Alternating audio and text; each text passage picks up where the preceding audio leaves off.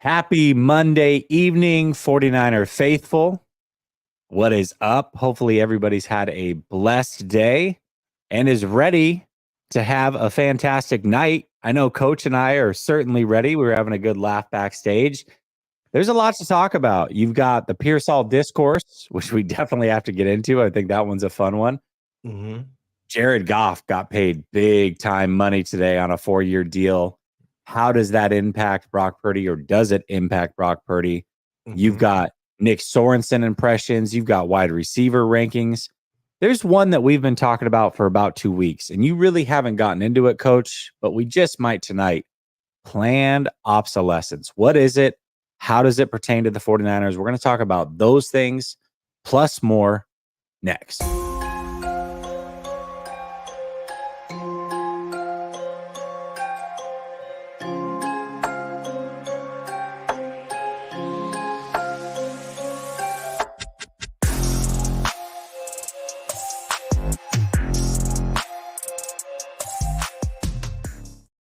All right. Welcome back to Last Second Sports, where we are giving you our take down to the last second. And as I said, it's Monday evening, which means I got my guy Coach in the building. What's up, Coach? What up? What's good, baby? Hey, we ready to get into it, man. We're going to be here for a while. Put the kids and the women away. It's time to get to it. It's time to have a good time. What's up, boy?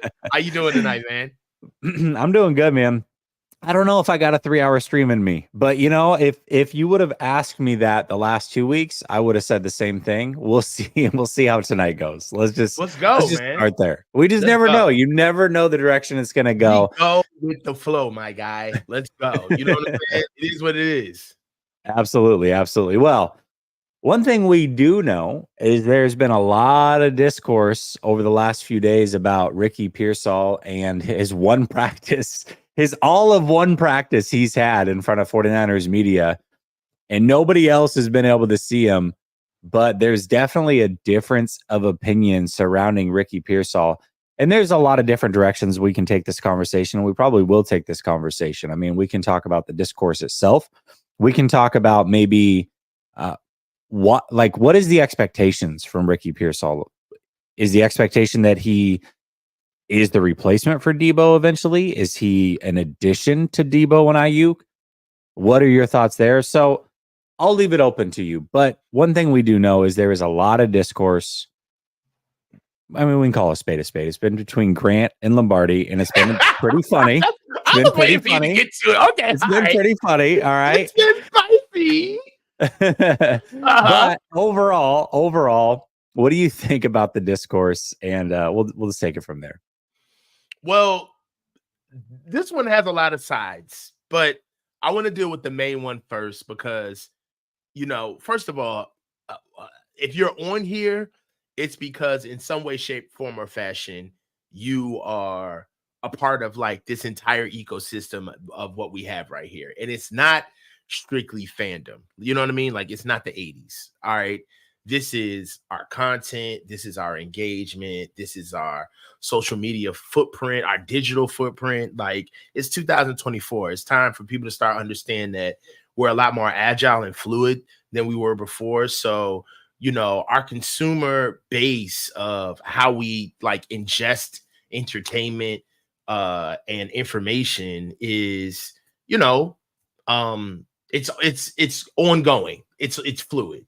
So for me, there's a couple of sides. Like I said, one, let's stick with the player first, Ricky Pearsall. Mm-hmm. I'm in two schools of thought with Ricky Pearsall, and that is he a replacement? Like, is he coming in to like usurp somebody's role and position, or is he an addition? Right? Is he a piece? Is he a role? Right? Is he coming in with a role? Right?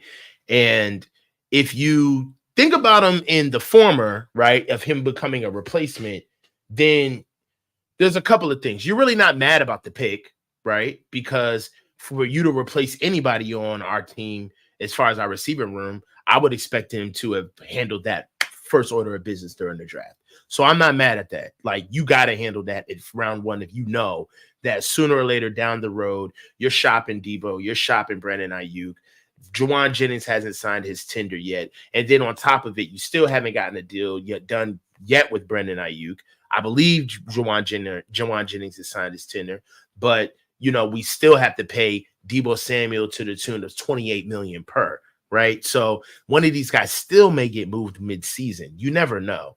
So it is important to kind of start your logic with logic, right? Like, you have to just understand all of the rules and parameters involved in a situation before you start putting your personal account on how you feel about things. So if, in my opinion, if that's what the Niners see, then so be it. Now, is he an upgrade over whatever we got? That's a whole nother conversation. But as far as bringing him in for being a replacement, I get it. Do what you got to do. And listening to the Matt Burrows interview with one of the Niners personnel in scouting, I believe it was Tariq, the new replacement of Adam Peters, one of the new replacements. And they said, I was very pleased with what they said about Ricky Pearsall. I expected to hear that they had been on him a year prior. That's what you want to hear about a guy who you draft in the first round.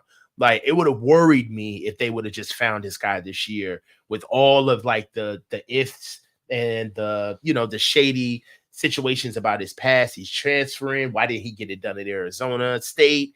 But it seems as though that the Niners were so sold on this kid, they didn't even give him a 30 visit. They were 100% sold on him. So that much, we got to let them cook and do what they need to do. Right now, if he was a replacement, this was a reach.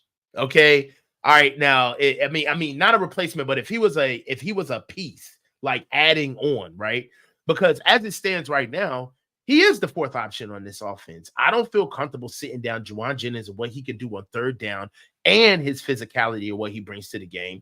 The instant offense that you get from Debo, and the physicality on the instant physicality that we have on the edges of the defense, on the offense, and for us to be able to take advantage and be physical against secondaries. I don't see any of that being an uptick in what Ricky Pearsall does over Debo. And then just as far as a receiver is concerned, I think full stop, we can all say that Ricky Pearsall is not a better receiver than Brandon Ayuk, just period.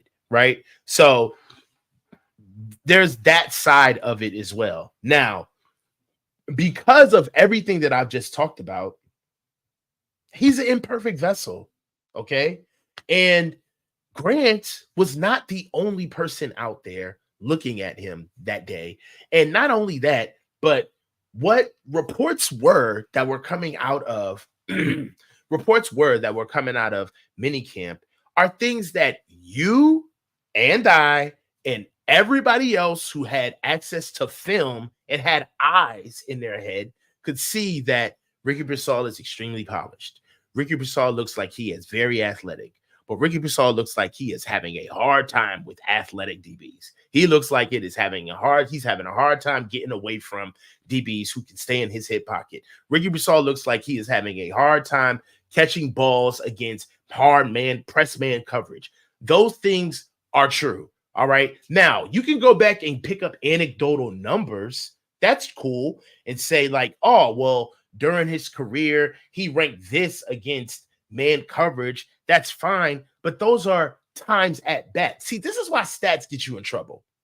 This is why stats put stats in a vacuum, but not necessarily look at what angle these things are being skewed at when they're coming out. Ergo, Ricky Pearsall was ranked very high against man coverage, but man coverage is not something that Ricky Pearsall was seeing most of the time when he was in the slot. These are only times where he was on the outside, which he rarely spent time at in Florida. He spent most of his time in the slot. So for us to understand what some of his issues are, it's good reporting to look for those things when we finally get a chance to see the goods on the field. Ultimately, we're going to be able to see him anyway. Like, this is really all null and void, to be honest with you. Like, we're going to be able to see for ourselves and be able to just completely take them out the room. But the truth of the matter is that before we get into like the whole like Grant and David thing, which is like whatever. I raised this question to you, and I think that it would be very interesting if who would you listen to? Just ask yourself this.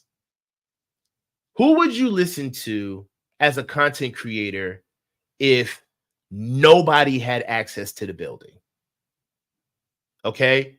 That means if Larry, Grant, David, myself, Brad, Aponte, all of them, Martin, all of us, if you knew that all of us were sitting back watching just like the rest of you, ask yourself, who would you really listen to as far as listening to your content creators, right?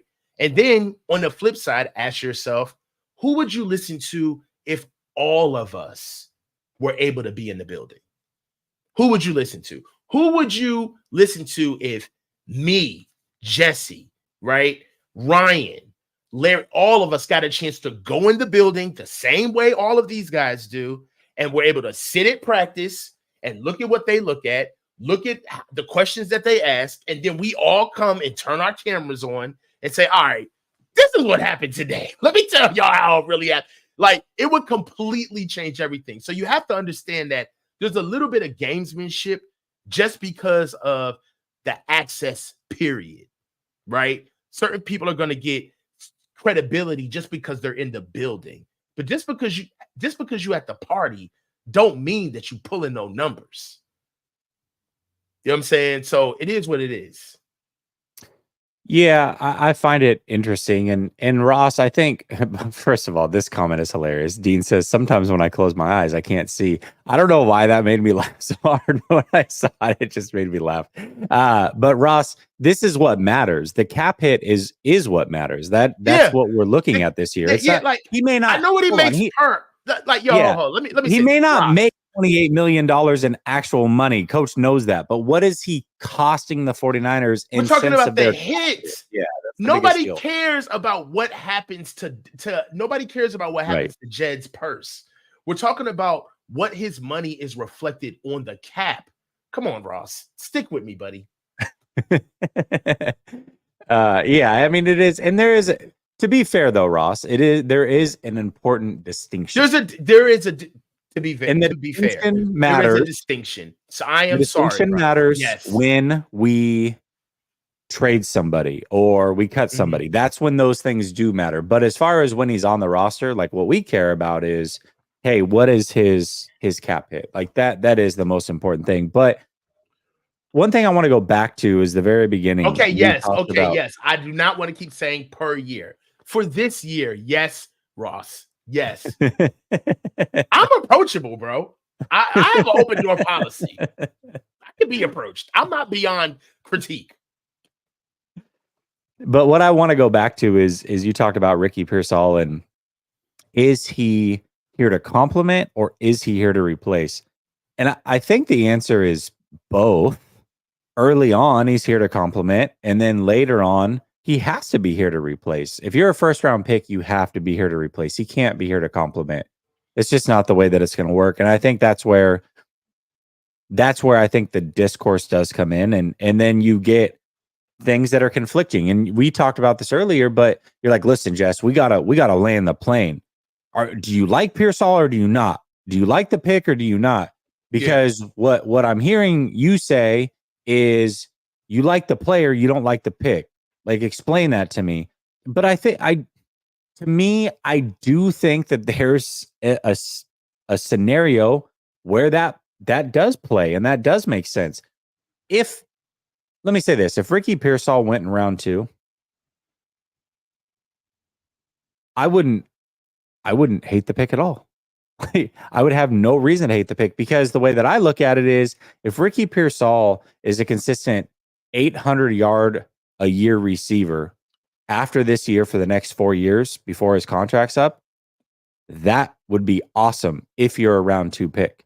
If he puts up those same numbers, it's like, well, yeah, he's kind of the Mike McGlinchey of receivers, where he was good enough to start at right tackle, But when the contract's up, I'm not paying for that again. Absolutely not. You can go somewhere else.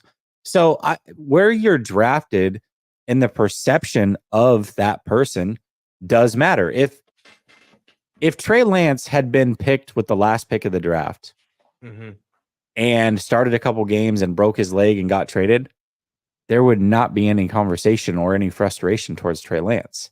The reason that there is frustration and this vitriol from some people, it seems, is because he was picked with a top 3 pick and there was so much capital spent on him.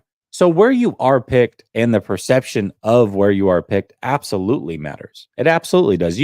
You're not a bus.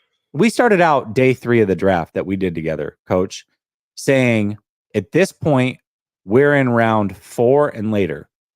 You are not a bust if you are picked today. Now, you may not pan out, but you're no longer a bust. Bust territory is really for round 1.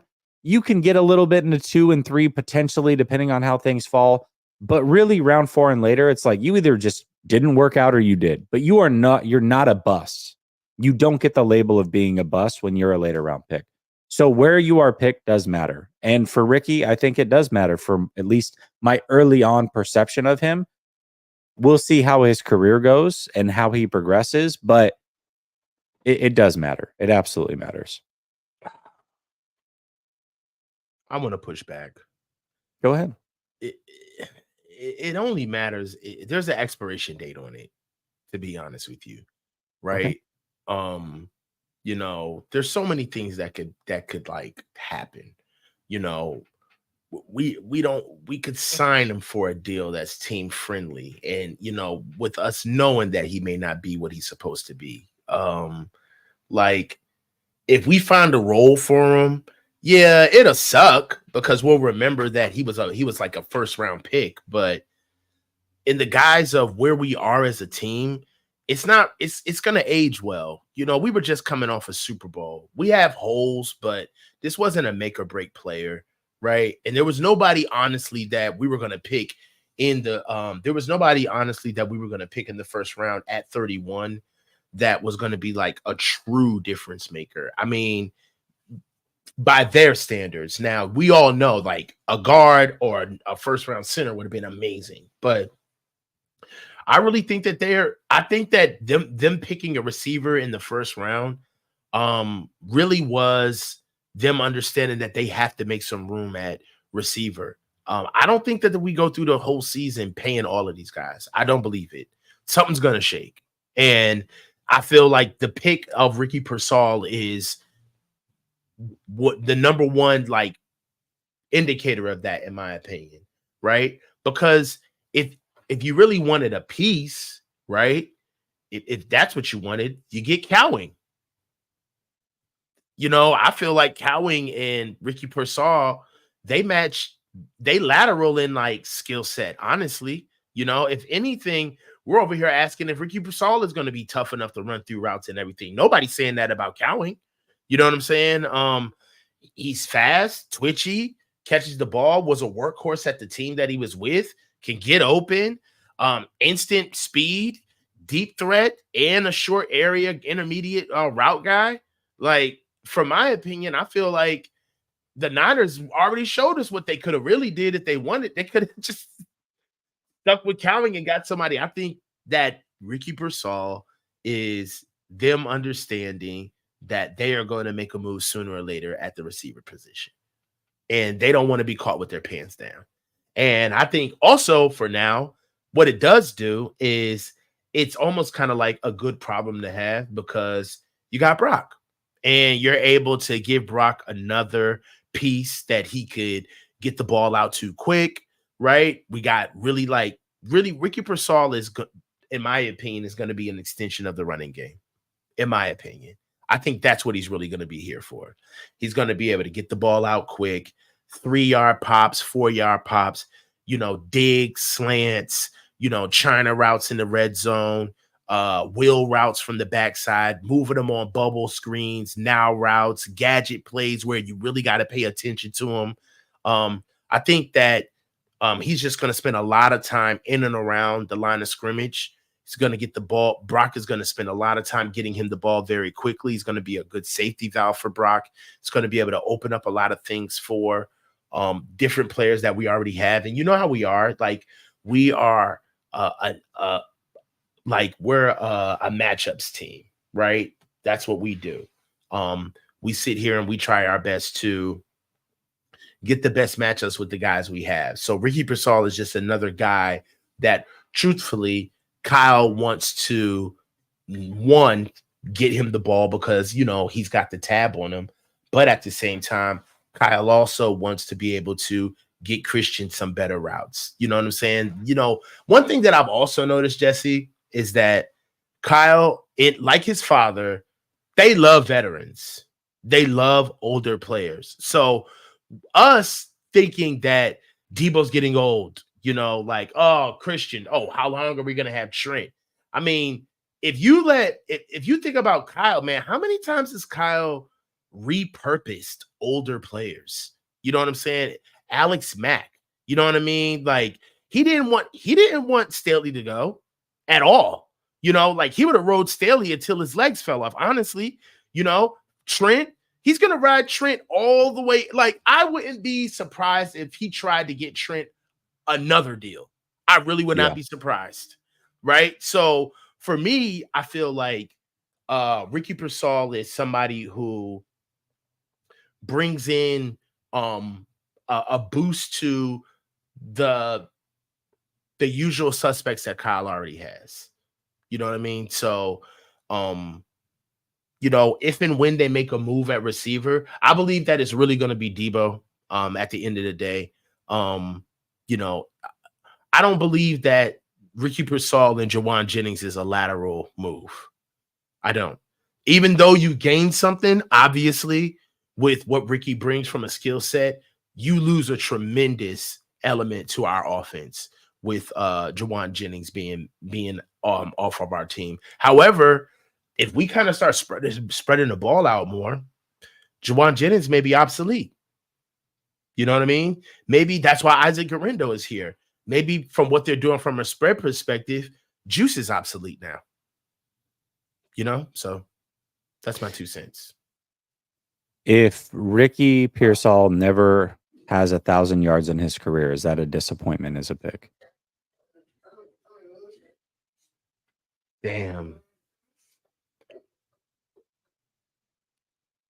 That's a hard question because BA's had 2,000-yard seasons. Debo's had what, 1? As a receiver? As a receiver.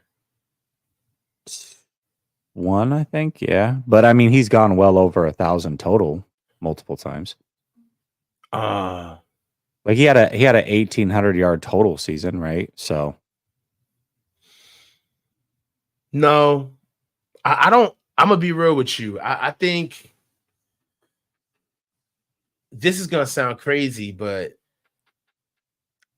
we didn't lose any. We didn't trade up to get him. You know what I mean? Like, he's a 31st overall pick. What is he really? He's a slot receiver. Can a slot receiver be a bust at 31? I think that's why all of us feel weird about the pick. yeah. You know what I mean? But honestly, I'm asking you that question. Can a slot receiver picked at 31 be a bust? Yeah, because most of the great slot receivers were UDFAs, late round picks, and the earliest one was Cooper Kupp at round 3.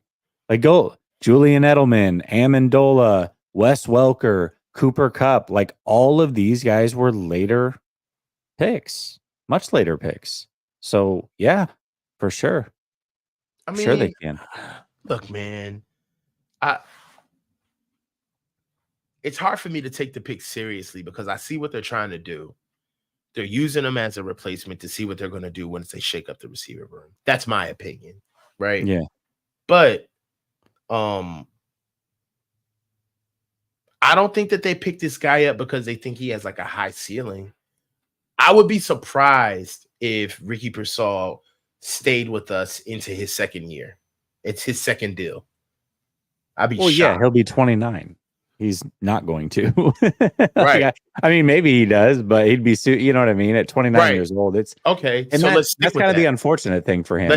That's hard to get paid at that age. Yeah. So let's stay there. And we already are in agreement that we already think that he's not going to make it to his second contract, and he hasn't even played his first game.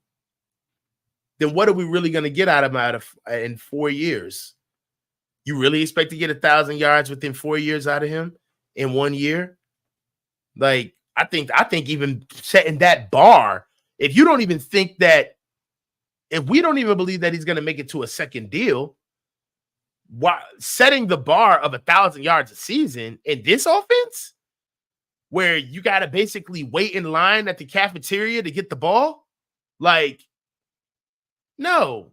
I think if you want to do it like that, you could say, like, all right, if Ricky Pearsall doesn't average 600 yards a season, is he a bust? Like, you know what I mean? Because I don't even see him being used like that. Like, we all heard this. Everybody in the chat has heard this. Somebody got a text from some guy that said, oh, the Niners, they're glad to have him. He's going to catch 100 balls. 100 balls? Like, what? Where? In what world is that happening? In what world is somebody catching 100 balls in our offense? Like, people just be talking, bro. They just be talking. They just be saying stuff just to say it, bro. So, no, man, I think Ricky Pearsall getting 1,000 yards in our offense would be like somebody got hurt.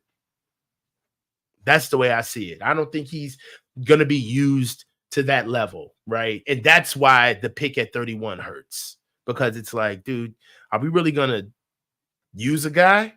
You know what I mean? We really just spent 31. We spent our 31st pick on like a backup slot guy. Yeah, so, I don't know. We'll see. I hope that he has a really good career. I actually think I hope he balls out just on a personal level, because we talked about it. I mean, he's going to be 29 by the time the first year of his second contract. He turns 29 like a week or two into that first season. So he has to play really well in order to actually get paid in this league. I mean, 31st pick, and you're going to be stuck here for 5 years. Like, he'll get paid, but not like how some of these guys get paid. You know what I mean? Put that comment up by James Foster. We'll for sure get 1,000 yards. Okay. So who you cutting, James? Who are you cutting? Not this year. There's no way he thinks this year that's happening. Yeah, because there's no way that Ricky Pearsall gets 1,000 yards with everybody on this team at once, offensively. So who are you cutting, James? I like to put some people in the conversation in the chat. You ain't just gonna be commenting at us. Who are you cutting? Because that can't happen with everybody on the offense. That's our main point. It's not the fact that we think that. I feel like what we're trying to say, let me make this. When we're talking about the production, at least me, when I'm talking about the production of Ricky Pearsall in our offense, I'm more or less conflicted, because I understand to truly get the potential that you want out of him, somebody is going to have to sit down. That's already on our offense. Next year. He thinks next year. Debo and Jennings likely gone. So he thinks next year will happen. Okay. That's fair. Okay. That's very different than this year. I'm like, that's definitely not happening this year. There's no way. Yeah. It's just not possible. So, but maybe the next time around he will. I don't know.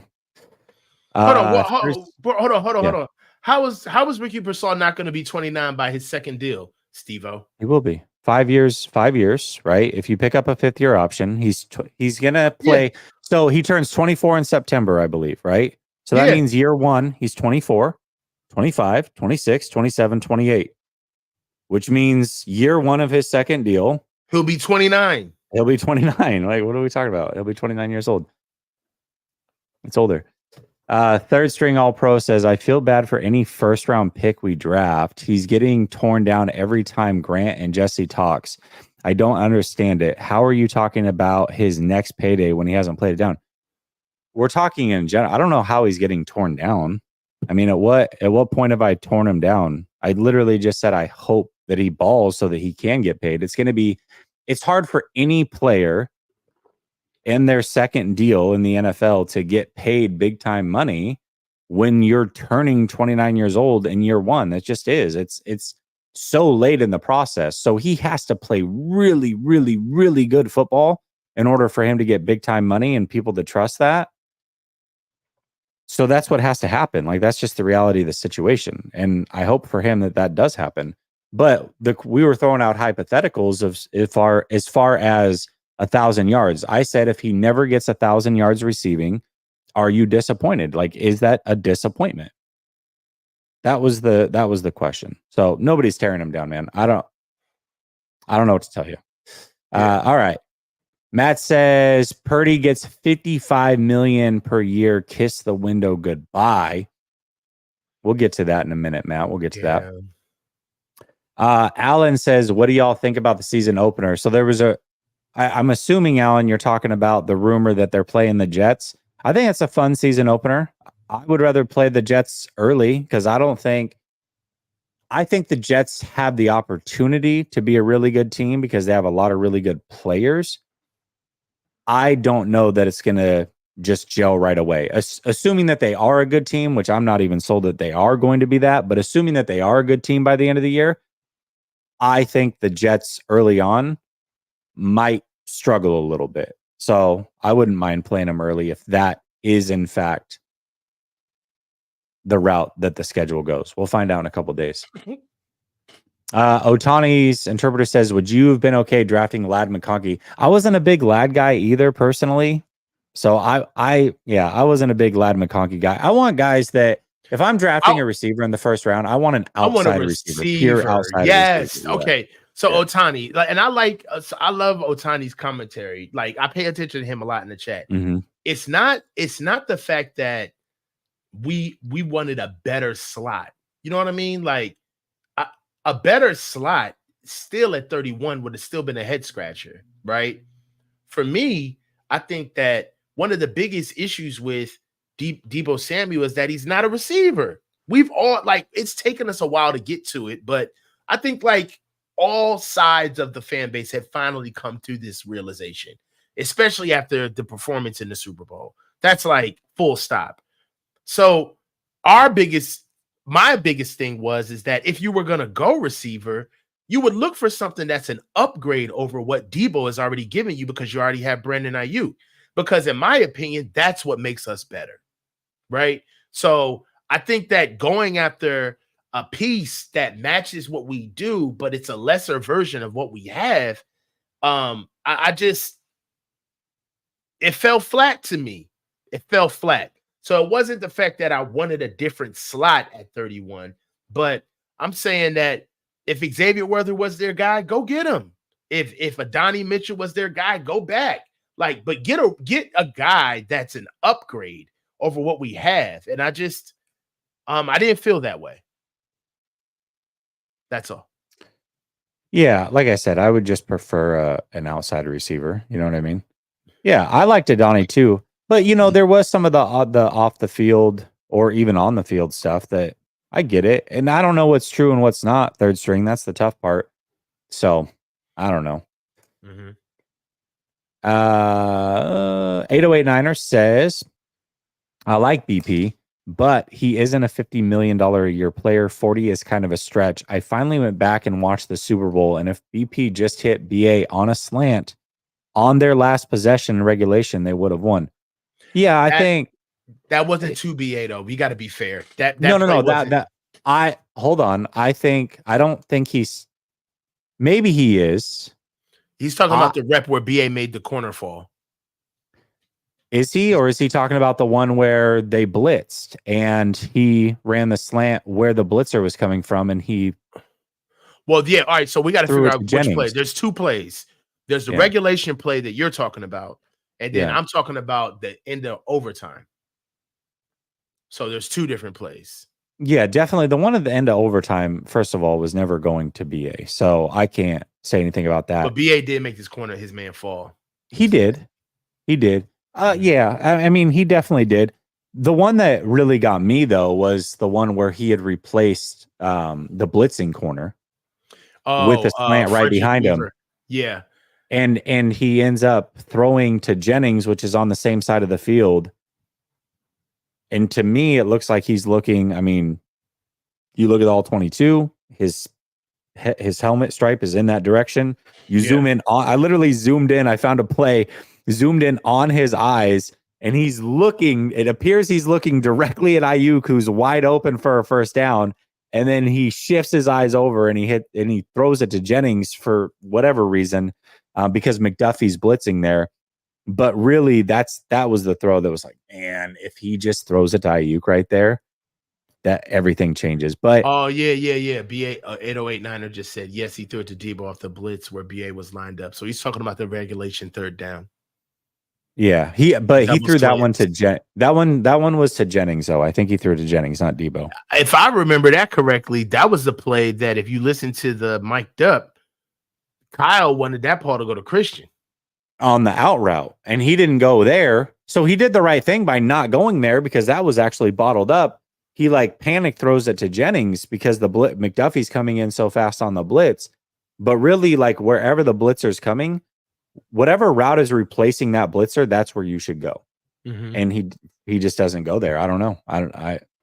That's the one that kind of threw me for a loop. But at the end of the day, they didn't lose because of Brock Purdy. They just didn't win because of him either. Tony says Ricky Pearsall is in Santa Clara to complement Kyle Shanahan's play calling. I mean, aren't they all? Yeah, I mean, they're all just kind of, it's like the puppet master, you know what I mean? Yeah. Yeah, brother Bob, you're late. What's up with that? Talk about me being late. How would you even make a bet with me that you wanted to make about being late when you couldn't even be here to hold me accountable? That's the question, Bob. Why don't you come to work? James says 1K isn't that impressive anymore because of 17 games, might be 18. Pearsall will get 1K at some point. I'm expecting 2 to 3 grabs for 25 to 30 yards most games this year. Yeah, you're right. I mean, 1,000 yards isn't what it used to be. If they go to 18 games, especially, then who knows? But I don't know, man. If I will say this, then your comment makes the original hypothetical even more true, which is if he doesn't get to 1,000, then it would be disappointing. 808-9er, and I'm not saying this here. I'm just saying at some point. 808-9er says, yes, he threw it to Debo off the blitz where BA was lined up. Yeah. I swear it was Jennings. Either way, I don't want to get lost in the weeds. We know what play you're talking about now. Okay, I want to bring this one up because Matt McEwen in the chat, big time contributor to the show. What do they call themselves? Comment creators. He sent this to me. He sent this to me in a DM, and I really like this because it's interesting. We have this conversation a lot about the offense where we say, well, they drafted these receivers and they started throwing more in the playoffs. It's clear to see that they're trying to angle and become more of a pass first team. And maybe that might be true, but that's a conversation that has been had a lot.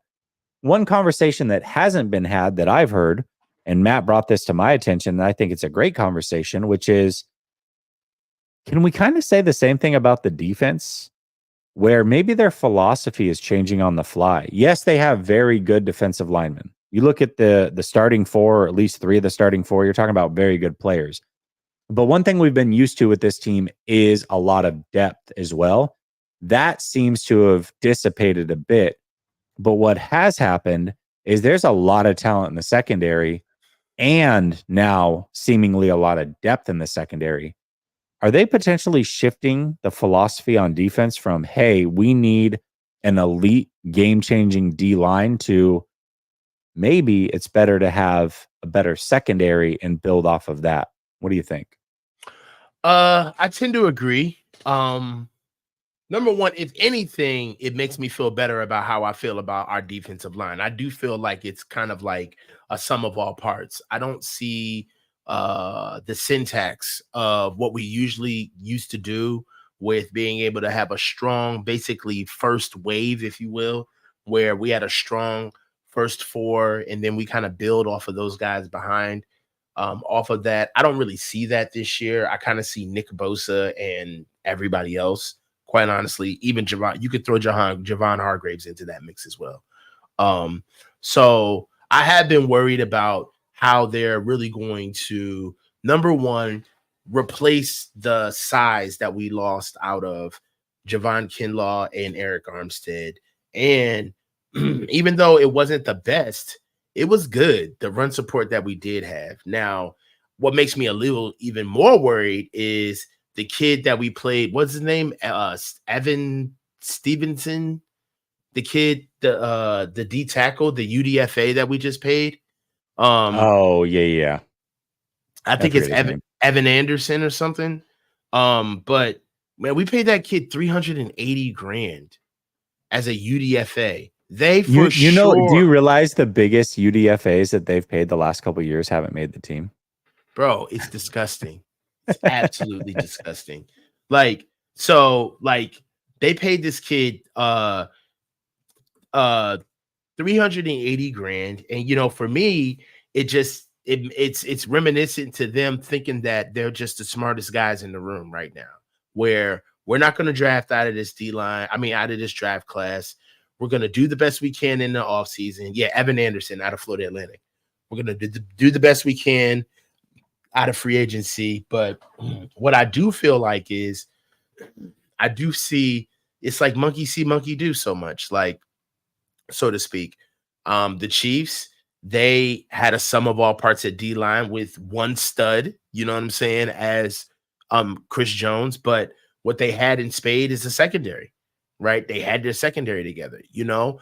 Look at the Ravens. You know, we played against the Ravens. They have a stout offense, they have a stout defensive line, but really how they're made is by their secondary, right? They got strong guys on the secondary who can handle all of these multiple offenses that they're seeing when they're getting spread out from time to time. And maybe the Niners are starting to bend the knee a little bit with understanding that they need to start operating their defense from the back end to the front, not the front end to the back. And also some tea leaves of that could be the fact that this is 2 years in a row where the Niners have gone with secondary defensive coordinators, right? So Wilkes and Sorensen. So right now, the first 2 years of not the first 2 years, but the first two guys were linebackers coaches, right? Not necessarily dealing with the D line. And to be quite honest, if you think about it, as far as our defense is concerned, like throughout the years, like the D line has always kind of been like its own thing anyway. Like Coach Kasarik and those guys, they're like their own entity inside of the defense, right? Yeah. So honestly speaking, you know, I feel like at one point we were pumping as much money as we could into the position or into the room as possible. But I feel like now that Nick has made that like quote unquote blockbuster deal, there's not a lot of meat left on the bone down there, you know, and they kind of have to move a certain way, which is going to be in a sense, I feel like there's a little bit of planned obsolescence. So, you know, they already know that these guys aren't going to last. Yeah, I'm going to take the same approach that I am with this pass first offense.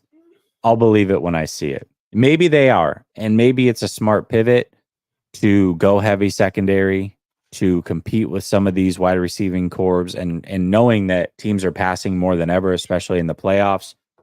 Maybe it's great. Kyle Shanahan's going to switch up his philosophy and go 3 wide receivers more often, and even go empty 5 wide for Brock Purdy. All those things sound great, but I gotta see it to believe it. Now, what I will say is they now have the depth in the secondary to switch up their philosophy from time to time, if that's the route that they want to go, to put on more defensive backs on the field. They could go dime if they want to. They certainly can run heavy nickel a lot more. You know, you could see 4 corners on the field at a time. Like, there's a lot of versatility you can have there, especially if some of these guys can blitz. But I'll believe it when I see it. I think that, especially here in Sorensen talk, sounds like their philosophy is still their philosophy. And it's just finding a way to continue to get better with their philosophy. So I don't know. I think it's nice. I also see a situation where they have a lot of free agents next year. So taking a Renardo Green and trying to develop some of these younger guys, maybe from last year's draft, are going to be important to know and replace these guys on the fly. I'm curious to see who doesn't make this team, though, because there are some players that we frankly haven't even really had a chance to see a lot. The Darrell Luter Juniors, the Womacs, the guys that they brought in as free agents, plus Renardo Green. Who doesn't make this team? Because all of a sudden that secondary room is very, very full. Mm-hmm. Well, I mean, they're going to have to still, they're still going to have to figure out who their best guys are. I still would like to understand how they're going to move forward with, you know, the best talent that they need to put on the field at once. I haven't seen him play, but Malik, I would be very surprised if Malik Mustafa does not start. I believe that Malik Mustafa, Jair Brown, Mooney Ward, Demo, and I feel like the fight at slot is going to be Ronaldo Green, maybe Isaac Yadam, and maybe Darrell Luter Jr., or maybe they swap that. But we have more than enough corners to figure out. Like at this stage of the game, you can only have so many people in the room, right? So it's up to the scouting department to make it right, to get it right. And then it's up to the coaches to pull it out of them. So really, we've made our move at secondary, and we'll see. But I have seen the concerted effort at them going stronger at secondary. And you could look at it as, maybe they're trying to change their philosophy. And I see where Matt's coming from. Like, that's a dope take.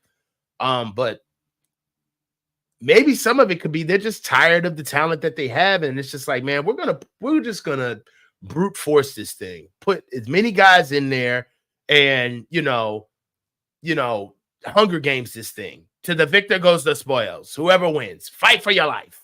So they really might just be trying to just really put as much candidacy in there as possible. But I do see one of the biggest things that they are doing, before I kind of move off of this topic, they're definitely planning for either Mooney Ward to leave or Demo. And I think it's more along the lines of Mooney. So that's where I feel like I hope they keep Demo. If they're choosing between those two, he's younger. He's more versatile. I hope they keep Demo. Mm-hmm. I think Mooney's great. I do. I think he's a really good player, but you got to look at age, price, and versatility. I think Demo is the option. He's the option. So, well, if you think about it, outside of Dion, what was the last team that signed the lockdown corner in free agency that spent a boatload of money on him? And that was the guy that kind of put him over the hump. It really doesn't exist. No. You know what I'm saying? If you think about all of your Ferrari corners, right? There are teams that have done it, but not to win a Super Bowl. Not to win. Yeah, Jalen Ramsey wasn't the reason why the Rams won. You know what I mean? When Nnamdi Asomugha came over, he was a bust. Darrell Luter had his, not Darrell, Jesus Christ. Darrell Revis. Darrell Revis had his moments, but he wasn't really a guy, Josh Norman was a blip. Xavier Howard was a blip, right? You think about these guys, they're awesome. Patrick Peterson was a dog for a long time until he fell off. You think about these guys, they're great players, but they're just not, you can't build a team around a corner. You just can't. Yeah, it is hard to build a team around the corner. DJ. And Dion was way more than a corner. Of course he was. Yeah. No. Of course he was. DJ, yes, I am married. 15 years, actually. 15 years this July. I know I look young, but I'm not. And I don't look young either. I know that you actually do rock with Ryan, but I want to clear this up because there is this misconception. I've heard people say this before. He didn't delete all of his videos because of the Trey Lance thing. Explain. Yeah, because Coach is about to go through this too. I'm about to do the same exact thing. Yeah. So you get YouTube violations where for whatever reason, multiple different reasons, and YouTube will take away your monetization, but they don't specify why. They just say, hey, you violated this term, fix it. And when you go to reapply, they're like, nope, problem's still there. But they don't ever tell you exactly what video is coming from, what. So your only option really is to delete your videos when you go reapply, because you don't know. You just don't know. So he literally deleted every video on his channel and then rebuilt it back up. Yeah, rebuilt it back up for 3 months to reach the monetization priorities, I guess, from YouTube or guidelines, and then had to reapply and fortunately got accepted. You're seeing the same thing with Coach, where Coach waited his 3 months. He didn't delete his videos and they didn't give him his monetization back. And he still has no idea what the hell, getting this. No, they don't tell you. So you just don't have an option, unfortunately. It's just the way that YouTube works. Yeah, it's just the smartest thing to do. It's like, if you're going to wait another 3 months, it's like, I'm not. Might as well delete your videos. You're not going to, if you're not going to tell me specifically what the issue is, then I'm going to do the best case scenario. I'm going to get rid of everything and just start from scratch. So it sucks, but yeah, people don't listen, man. Like, we're way too accessible to think that people are going to forget what we say just because we deleted a video. It don't work. Yeah, that's not. Yeah. I mean, there's no way. I mean, you can delete your tweets, David. I'm being petty. Can I be petty? I want to be so petty. I don't know, bro. I want to be so petty. I want to be petty, dog.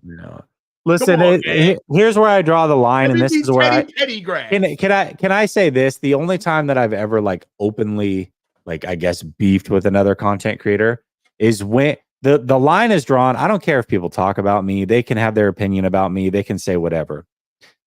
The moment that you say stop watching somebody else, that's where I draw the line, because at that moment you're choosing to try and take from somebody else's dinner table. That's where it's like fighting words. Anything up to that point, I'm willing to listen to. You can troll, you can talk trash, you can do whatever. But that from another content creator is personal. That's no different than somebody coming in here and saying that they want to fight me or do something crazy to me. You know what I mean? Push bodily harm on me. That's the way that I look at it, because it's serious. Now you're trying to take from my dinner table. So yeah, I mean, I don't like the whole conversation back and forth, but that's really where I draw the line. But go ahead, say what you're gonna say. You just went so philosophical. I can't be. All right, so look.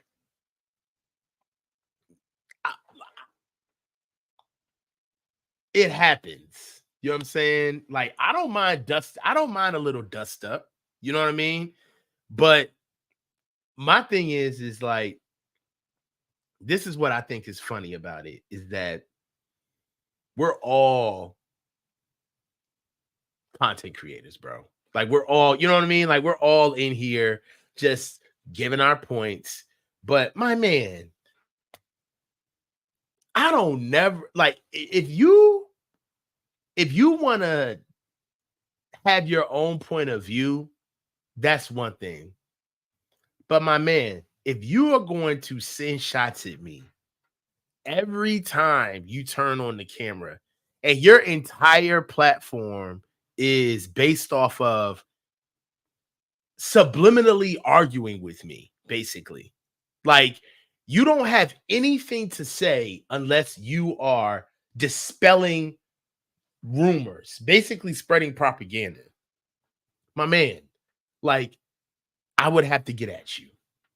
I would have to have a face-to-face conversation with you and say, do we have a problem? You know what I'm saying? Because the truth is that you can have a point.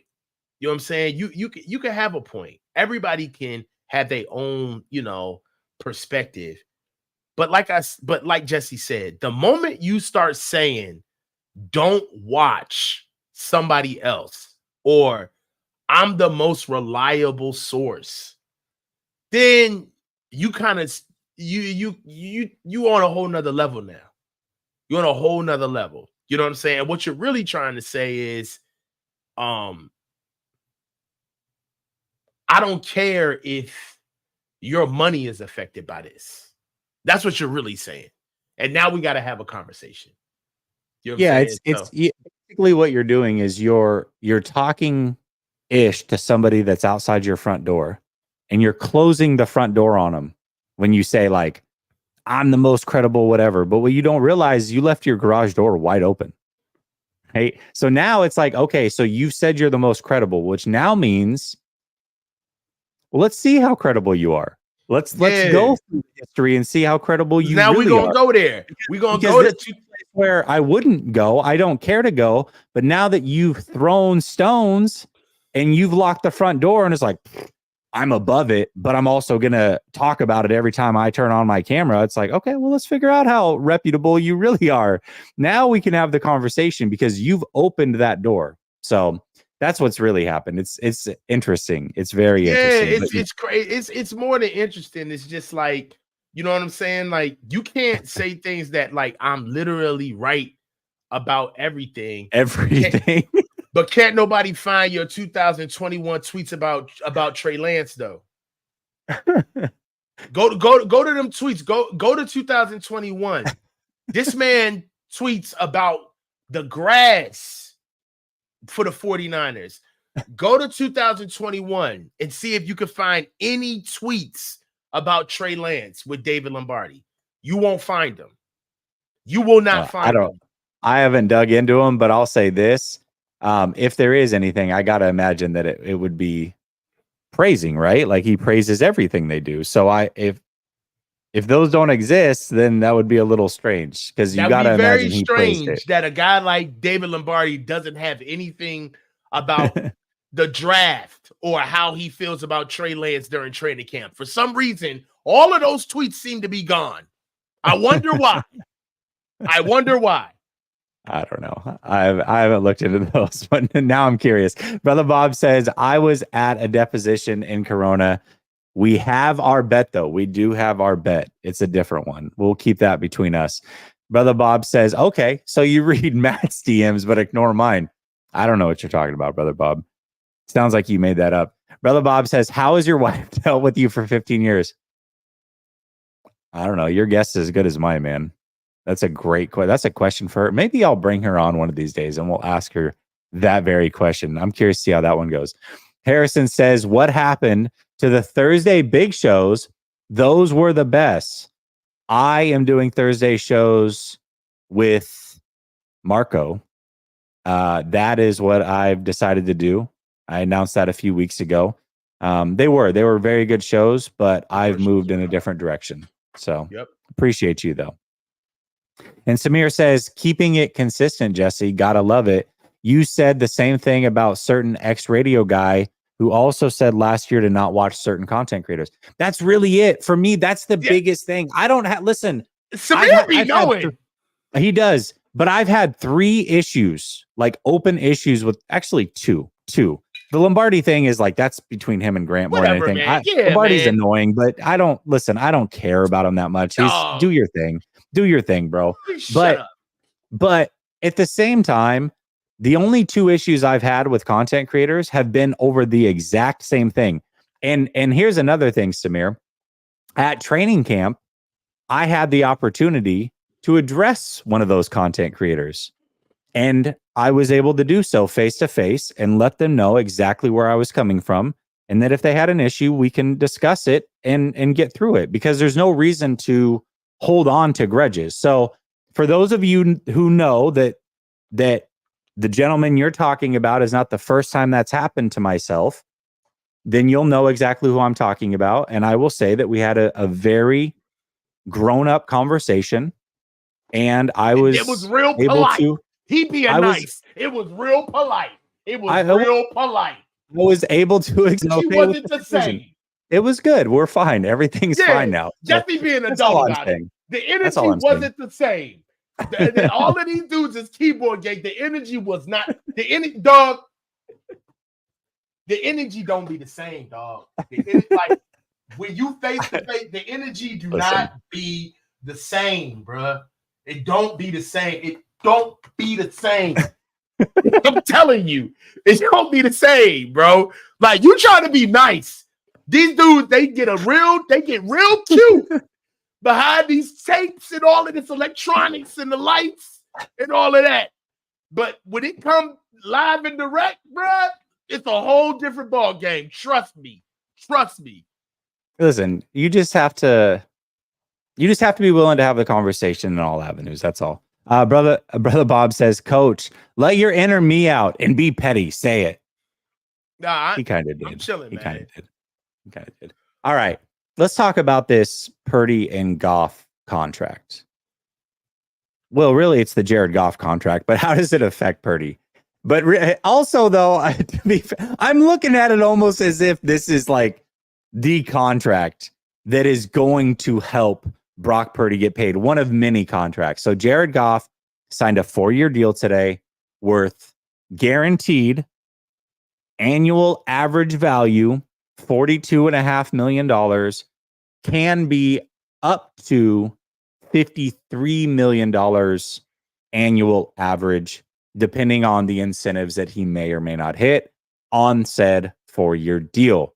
That is big time money. Now, what I find interesting about this is that you and I had a very passionate conversation about where Brock Purdy ranked last week.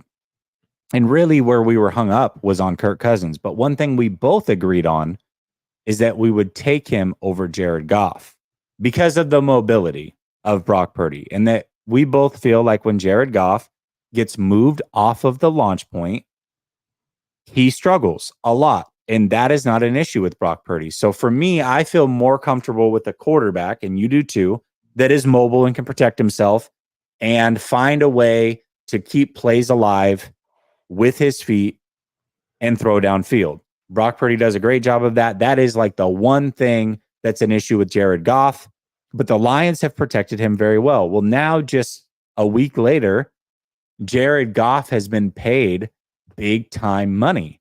Mm-hmm. So what, if anything, does this mean to Brock Purdy and his future contract?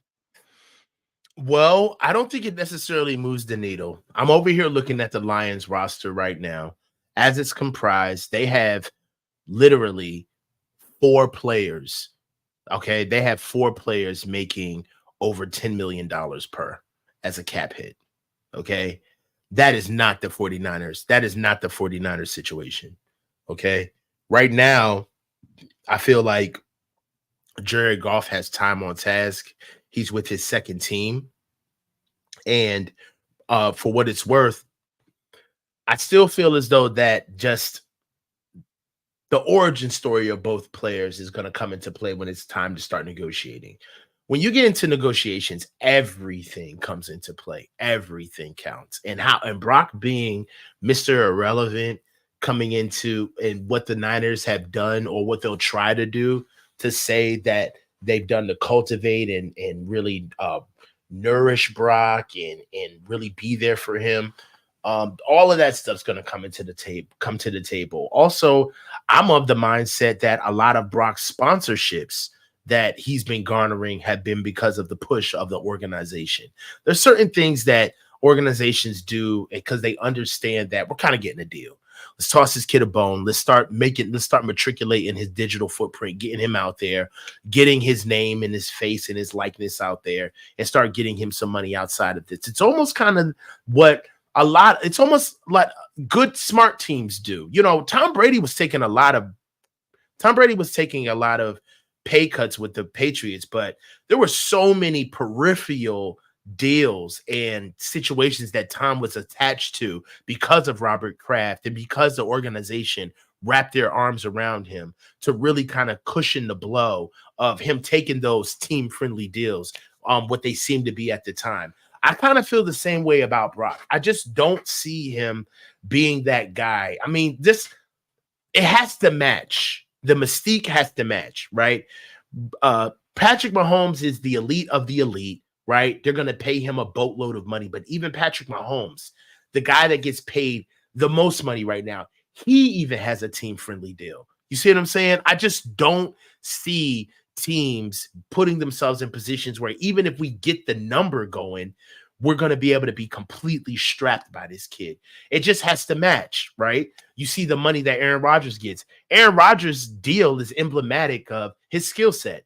Aaron Rodgers straps teams because he is his single point of failure. He is his own safety net. The kid, Aaron Rodgers has the goods. That's why he gets paid what he gets paid. And it's not necessarily the number, but I hope Ross is still in this chat, but it's not the number, but it's how how the number is replicated on the cap, right? That's what's important. So I don't want us to get caught up on numbers, right? Because if we get caught up on numbers right now, we could be sitting here flabbergasted in whatever side of the coin you fall on. You could be thrilled about this or completely devastated about this based off of just the number, right? Jesus Christ. Jared Goff, who was a mid quarterback who got on the team and finally put it together, just got paid like a king's ransom. Some people will be saying, aha, this is what Brock deserves. And other people, like probably you, are shaking in their boots like, Jesus Christ, what are we going to do about this, right? But for what it's worth, I feel like the narrative and the track of the context in which Brock is with this team matters most when you get to the negotiation table. I don't think that it's all business with Brock. Like if Brock was a hot shot and was still kind of like let me put it like this. If Brock was a first round pick putting up these numbers, and then Goff got signed, I would be saying we're done for. It's over. It's over. He doesn't have to play nice with us. He's doing exactly what he's supposed to be doing. He's got the pick. He's got the cachet. He's got the pedigree. He's probably got I know that he has the agent who's pressing the line, but I don't feel like that's the context of where Brock is, right? There's still the elephant in the room of, hey, kid, don't get in here trying to act like you're Peyton fucking Manning. You know what I'm saying? Like, work with us. We're going to change your life, okay? We're going to change your life generationally. You're going to be the face of our franchise, but you got to work with us so we can actually put a team around you. And I think that that's going to ring so much more to the forefront of Brock's thought process when we do get him to the negotiation table, because he's had all of these years to play with these guys. So by the time he gets to the negotiation table, he's going to be able to see it. Even if by the time we're ready to sign Brock and he's just a big boy now, he's mature, he's a pro, he's running everything, it would be an incredible blind spot for him to finally get to the negotiation table and act as if he's been just handling his business with no help the entire time. So context matters. And that's one of the biggest things about business that I've learned from owning businesses myself. You own businesses yourself. And one of the things that we've learned first is that business is very personal. Don't ever let nobody tell you that business ain't personal. There's nothing more personal than business. All right? Because the number one thing is you work with who you like. That's number one. Period. So that side of the coin, I feel like the Niners are a family-first organization. And even now, they're trying their ways to try to sink their claws into Brock the right way. So I'm not moved by the Jared Goff money. Not at all.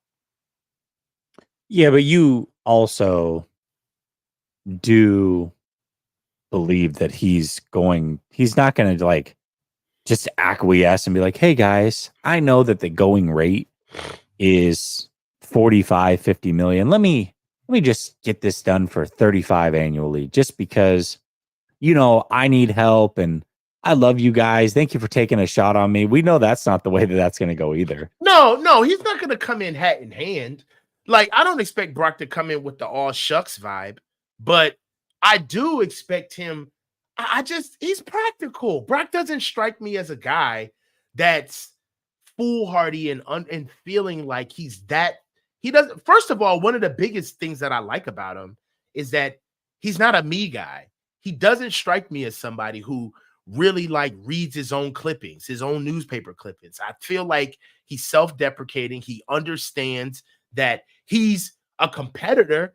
He is burnt. He has a fire that is lit by people doubting him, but I think that he also is smart enough to understand that he gets a kick out of making other people better. That's what I love about Brock. I think that Brock honestly enjoys making somebody else better. And because of that, I don't think that you can get at the negotiation table and just think about the Lord. Like, my man, you are the franchise quarterback of the San Francisco 49ers. This is the house that Joe Montana built. Like, come on, bro. You're really going to get to the negotiation table and start acting like a paid princess, man? You really going to act like a diva now? I think Brock holding that line at the negotiation table is just a complete antithesis of who he's. I mean, the guy's got commercials of mowing corn, like harvesting corn. Like, he's going to play ball. He understands. Yeah, to a certain extent, he is. Well, first of all, he's not going to be at the negotiation table. It's going to be his manager or his agent, and his agent is going to try to get him paid. I just don't think that. I don't know. I don't see him giving this major home team discount, I guess is the best way to call it. I mean, I know it's not technically his home team, but you know what I mean. Yeah, I know what you mean. I I don't see that happening. I really don't. Now, I also don't think he's going to be unruly and be like, I want to be the highest paid quarterback in the league, which is, I think, what you're saying. I don't think it gets there either, but he's going to want to be in that top 7 range. Absolutely, he's going to be. I'd be shocked if he doesn't fall in that range. I'd be shocked. I don't know, man. Like, one of the reasons why, and I guess maybe because one of the reasons why I have been sold on Brock is because of the character angle. I genuinely like him. You know what I mean? Like, but that doesn't make him a bad character if he wants to get paid after being underpaid for 4 years. But the reasons why I like him, like, Jesse, once you get past, like, dude, once you get past a certain amount of money, man, you're good. You're good. And I know that's crazy to say, but it's the truth. Like, you're good. You know, you ain't living life that crazy. You ain't trying to change, like, cure world hunger. You know what I'm saying? You're not trying to cure world hunger. Like, my man, you're gonna get paid. Like, Brock at 40 million would help us. You know what I mean? Brock at 50 million would kill us. That we're done. Okay. So, like, help us out. You know, and you know what? I understand that you're leaving like tons of money on the table, but you know, the money that you're getting is completely changed. It's generational wealth. You know what I mean? Like, in my opinion, these contract conversations, like, when you're a quarterback, I feel like you don't kind of go in acting broke. Like, don't act broke. That's what receivers do. That's what everybody, you know, I hate to put it like this, but there is an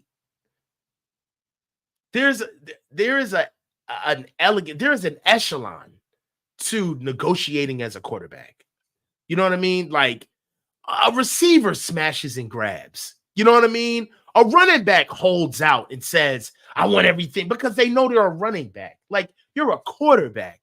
You know, you don't sully your brand by penny pinching. You know what I mean? When you've deserved to be at the table. You know, that's like going to Augusta and grabbing all of the mints at the receptionist. Like, dude, take 1 mint. Like, act like you've been here before. You know, if you're gonna really be within the pantheon of NFL lore of history, understand that you may not get exactly what you want in your first deal, but you're in the club now. You're in the club. You handle your business. You got second deals cut. There's a way to do things, you know. And when you're dealing with billionaires, you're dealing with people who have a lot of money. Sometimes you can cut off your nose to spite your face by trying to get that extra little bit of broke people money. Like, it's just like, bro, I don't see Brock doing it. I don't. I hope I made like okay. So clear. Okay. Well, I want you to get clear. I want you to clear this up for me a little bit. So what does that mean exactly? Does that mean he's not going to get top 3 money, top 5 money, top 7 money, I top don't 10 think he would money? get to. I think that Brock would. I think it would be fair if Brock. Well, let's just talk about performance. If Brock continued what he was doing, right? Because if he has a dip, then like, oh, everything changes, right? But if Brock continues what he's doing this year, I would not be upset at Brock making 40. I wouldn't be mad at that. All right. Well, let me look. Let's see where that falls. Just out of curiosity. So give me a second here. Mm-hmm. I think it's over the cap that does the average per year. Perfect. Thank you. Mm-hmm. Okay, 40. If average per year, again, not just so we're clear, I know that there was a mix up earlier, would put him tied with 36-year-old Matthew Stafford, Dak Prescott, who now is asking for 60. Come on, you see what I'm saying? That's ridiculous. And Daniel Jones. But that also puts him behind 1, 2, 3, 4, 5, 6, 7, 8, 9, 10 other quarterbacks. I don't think that that's where he's going to land. He's going to be in the top 10 for sure. So let's put it like this. This is a question for us and supporters.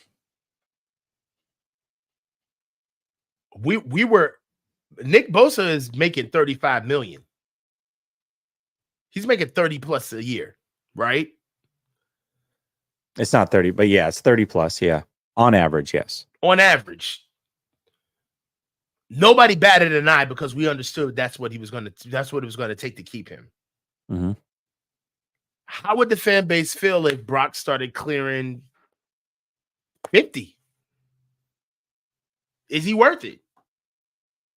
Even with the cap increase, Ross, because I saw that comment. Even with the cap increase, would 50 million a year for Brock, would that be worth it? That'd put him at number 5 paid. That's top 5 money. So hold on. Zener said 50 million and an actual center and a right tackle. You ain't getting no center and no right tackle with Brock making 50 million a year. Yeah. Unless you draft really, really, really, really. They don't got that at this store. That don't exist. Because you're basically paying. If you do that, that would be the equivalent today. Trent's gone. Hold on, that would be the equivalent today of paying Jalen Hurts, and don't forget that you have Baker Mayfield on your defensive line too, and Nick Bosa, which is basically what he's getting paid. You know what I mean? Uh-huh. So, like, I don't know. I don't like saying fans, Justin, because fans is whack. weird. Yeah, fans is weird, whack. Bro. Yeah, fans because is weird. We're not stars, so I'm not going to call you guys. Fans is weird. Bro. Yeah, I feel like weird what would you want to be called? Like, because fan is super weird. You're not a fan. Bro. Yeah, I feel like we're all fans, but when we're in this context, would you want us to say friends? Okay, friends. Because I'm not going to call y'all fans. This is YouTube. Absolutely. Like, that's weird. That is weird. Like, it feels weird for me to call y'all fans. We ain't RJ nobody. Just says chat. Okay. Chat. Friends. Okay. All right. Chat. Okay. Yes, just chat. All right. Okay. Chat. We're not saying folk, Okani. Yeah. I'll just say the chat. But I don't like, the only reason why I said supporters is because fans is just like, it's cringeworthy. I don't like calling y'all fans because that's foul. Yeah. You do support us though. I mean, just by being here, you do support us. Yeah. But that's not fan. Fan is weird. Fan's a weird thing. Okay. All right. We're over that. But the question is $50 million. Now, I think both things can be true because I've said this.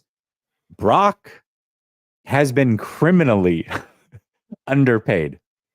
Listen, you were that may be a weird way to phrase it because he was drafted and he was a third string quarterback and what all those things. But when you look at the production versus what he's been paid, it's the balance is way off. So if he then was like, listen, I'm not going to ask for the most money, but the market's going up. You know as well as I do that today I'm asking for 5th highest money in the league. In 2 years, that's going to be the 10th highest. So I don't think it's unreasonable. 50 million, that's where I want to be. I think Brock, the player and the person, deserves that. Also, I don't want it to be on my team.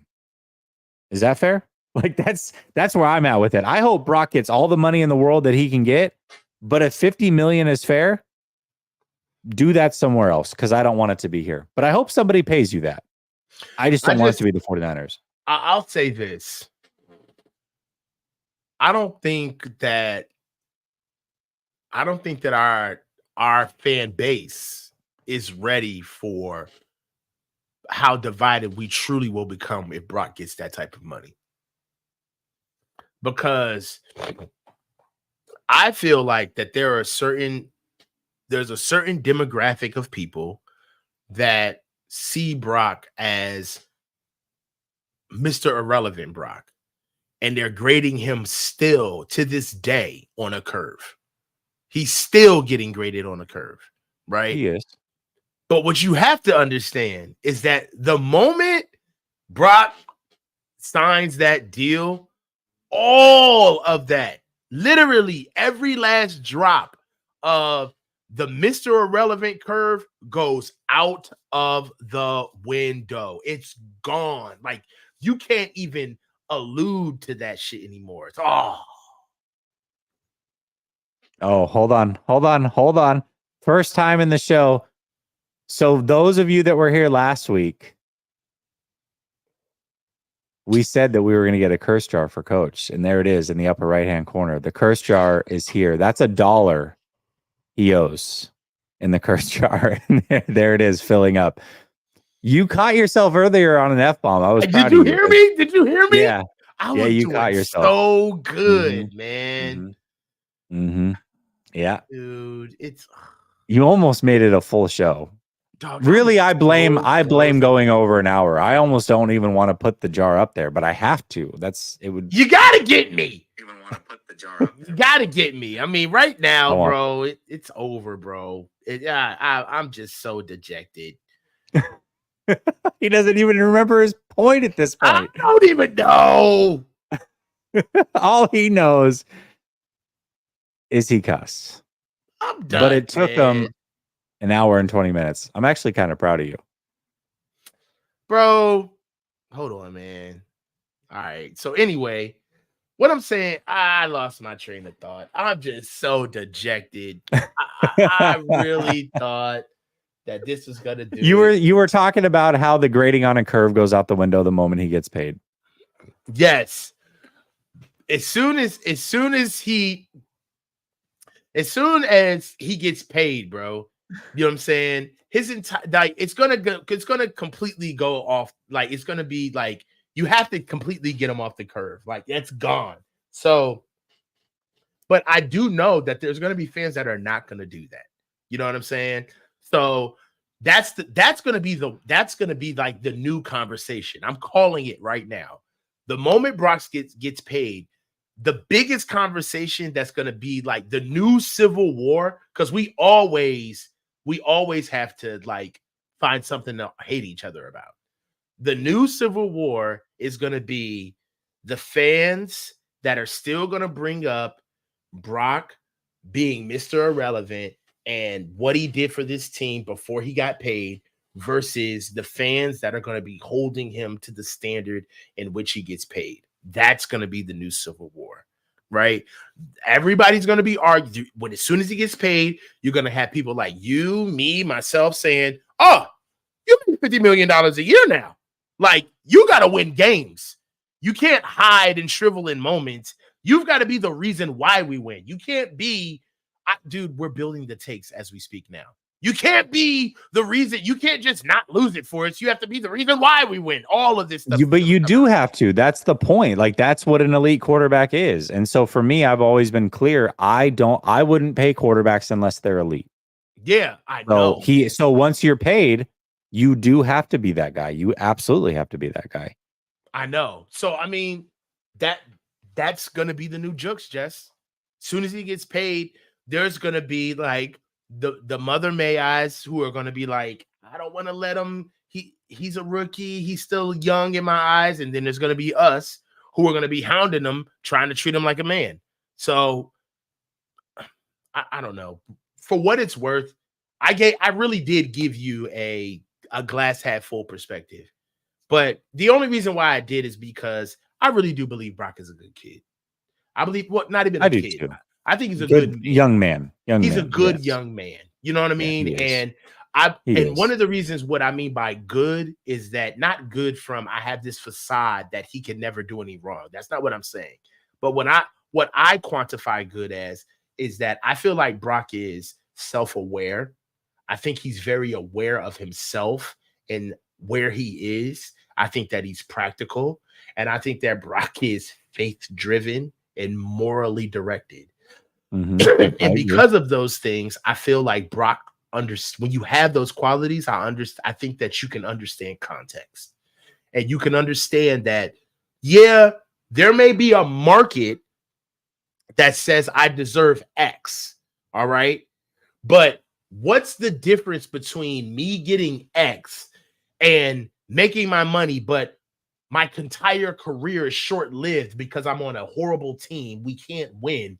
And I get tossed to the wayside and I never see that type of money again. Or let me leave 12 million on the table. All right. And then prolong my legacy. By the time I'm ready for my next deal, I can actually still be in that echelon to be able to negotiate, because this is the problem. And I can tell, I ain't gonna put it out there, but this is how I know you broke. Whoever you are, the shoe fits wearing. This is how I know you broke, because you are more worried with the fact of money that you don't have versus money that you'll never see. That's how I know you broke, because real business is understanding that you don't get exactly what you want all the time. It doesn't work that way. All right. Real business is understanding that you want to be able to live to fight another day and to be able to get in the echelon in the conversation of making the deal. Contracts aren't about what you've done. They're not. They're what you're going to do. They are all about what you are going to do. And that's why I think Brock is going to be able to come to the table and negotiate practically. Because if you go to the that's how receivers and running backs and corners come to the negotiation table. Look at what I did for you last year. No. You did your job. That's what you did. You would not be here if you didn't do your job. If it wasn't for the fact that you did those things, we would not have you at this table negotiating with you. So, So what you're saying is playing well gets you to the negotiation table before you're paid. Once you're there, now you have the right to negotiate. That's what you've earned. Now we're going to pay you based off of what we think you're going to do in the future. We're projecting at this point. That's fair. I think that's fair. Yeah, I agree. So, I mean, I don't know. I would be very shocked if Brock went Hollywood on us. I don't think he'll go Hollywood, but I do think that I think him going Hollywood is asking for the most money out of all the quarterbacks. That would be going Hollywood. Him coming in and saying, hey, I want to be the 5th highest paid quarterback is not going Hollywood. I think that's well within his right to ask for that, knowing that the market is constantly going up, and in a few years, that will not be the case anymore. He will not be the 5th highest paid. Josh Allen, when he got paid, was big time money. Josh Allen at this point is 1, 2, 3, 4, 5, 6, 7, 8, 9th highest paid quarterback annually. So that's just reality of what it is. Patrick Mahomes, the 8th highest paid quarterback. It's all based on when you sign your deal. So again, asking for the most money, that would be Hollywood. Asking for top 5 money, I don't think that would be Hollywood. I just don't think I'd be willing to pay it. But it's not my money. I'm just saying, you better carry the roster if that's the money you're going to make. It's the reality of the situation. Well, I mean, it's not even better. It's the standard. right? There's only a certain amount of allotted money in the cap. And this is another thing that I've noticed. I had to notice this, but the cap increasing doesn't mean anything. It doesn't mean you get more room to sign more players. What the cap means is that players start understanding that their averages are going up. So really, it's not as if there's an extra $32 million on the cap, which means that we can afford more players. No. When teams see that $32 million cap go up, and when fans see that cap go up, agents see that cap go up as well. Right. Yeah. So it's not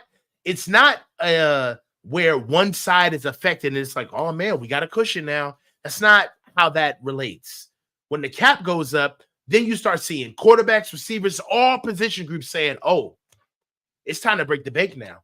It's time for us to set the new floor. That's what that means. So new cap money doesn't necessarily mean that we'll have like supplemental funds to be able to handle players down the road. New cap money means that $50 million for Brock in the new cap, augmentation of us making a new cap number. Brock could be looking at that 40 that we're saying that's serviceable. Brock could be looking at that like the new serviceable is 50. You know what I mean? That's the new number. That's the new market. So the average quarterback nowadays is making 40. I ain't making 40. So that's how that plays. Yeah.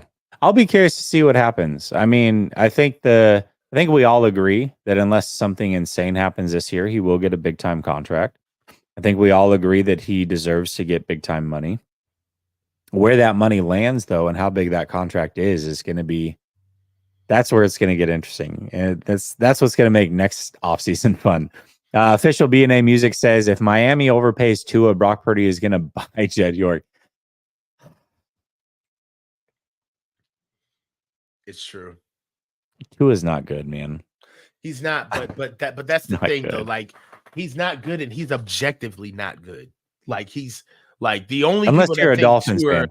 60% of Dolphins fans think he's good. Dude, the only way that people think Tua is good is if you're a meth. Like I'm an Alabama fan. Like I am an Alabama fan. Like I've seen this dude. Like the math ain't mathing, bro. But you are right. I agree with this. If Tua gets a bag, Sam Sausage Head can get a bag. Anybody's getting it. It's over. Yeah. Yeah, no thanks. Brother Bob says Jesse B100 was it DB or PP at camp? No, it wasn't. I've never seen DB in person. He wasn't at camp. If he is though, I'll definitely introduce myself this year.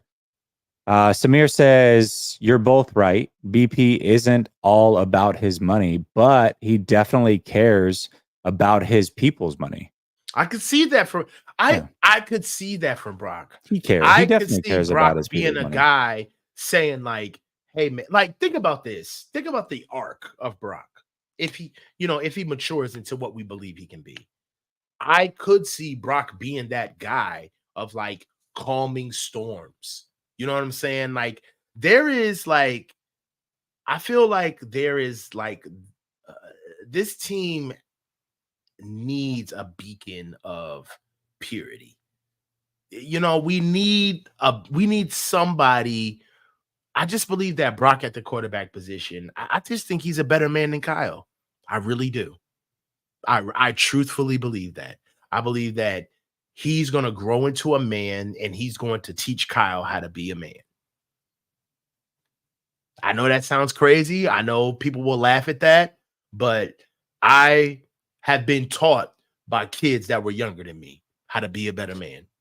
Well, I will say this though, too. I mean, at some point, if the team isn't winning a Super Bowl, at some point the team is going to have to choose between coach and quarterback.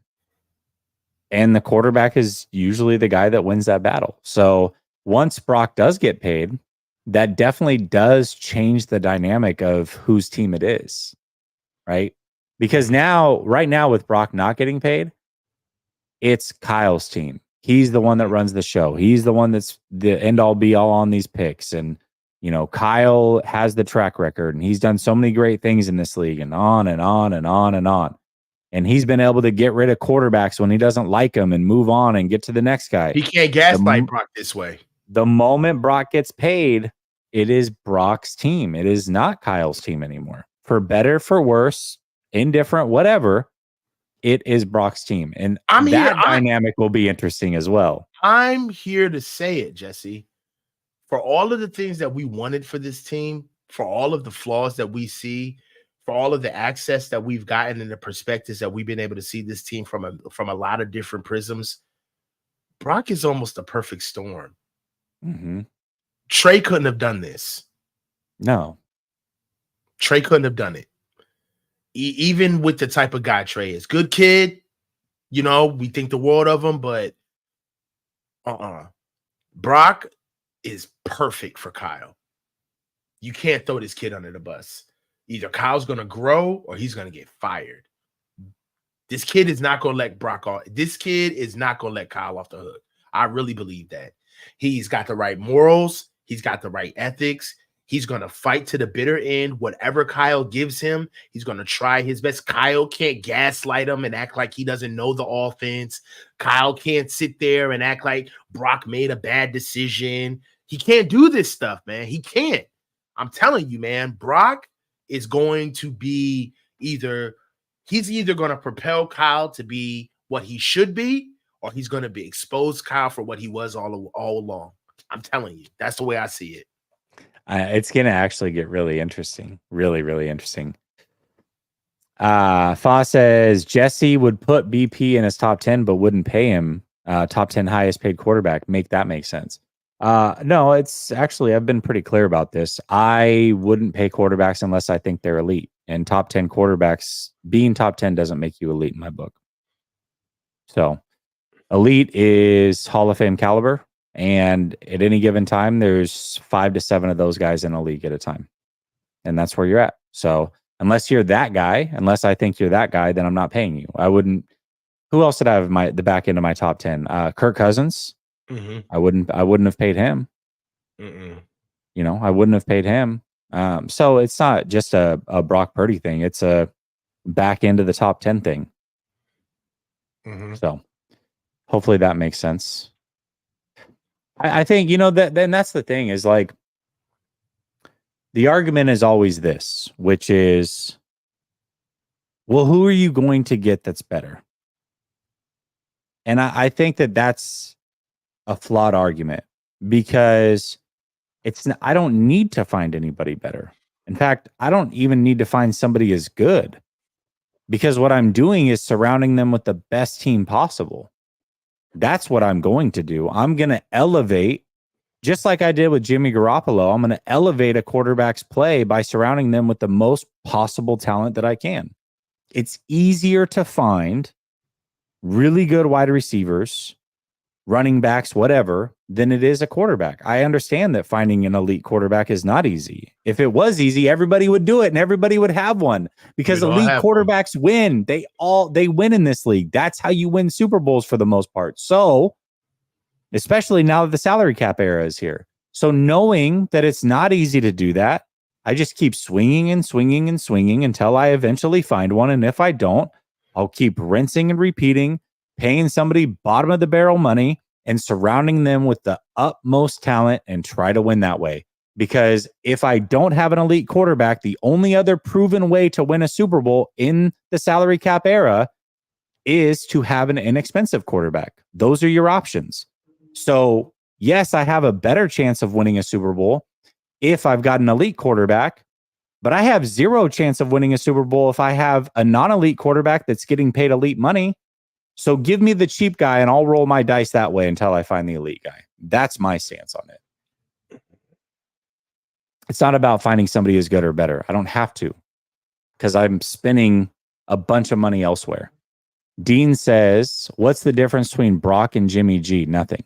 I'm not going to say that. That ain't true. That ain't true. That's not true. First of all, character, period.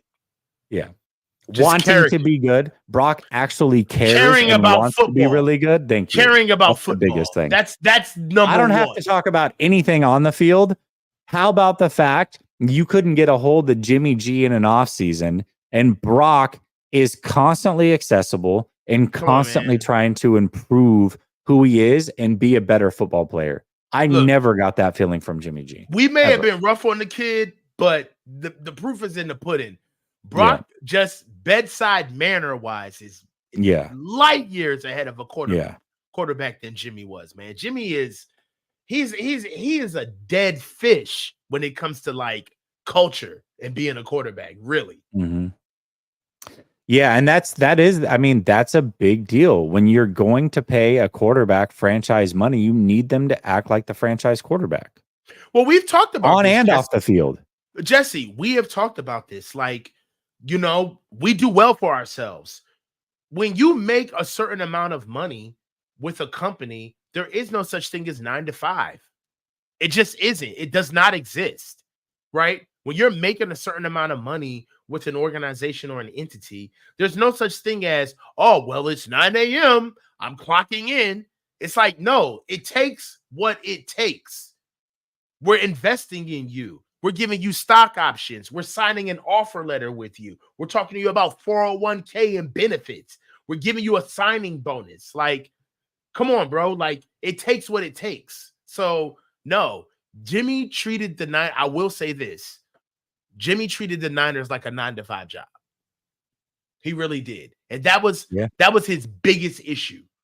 Outside of the play, outside of the picks, outside of the processing, outside of the scapegoating, everything. The biggest reason why there is nobody crying for Jimmy Garoppolo is because he treated the quarterback position like it was a 9 to 5 job. And you can't do that.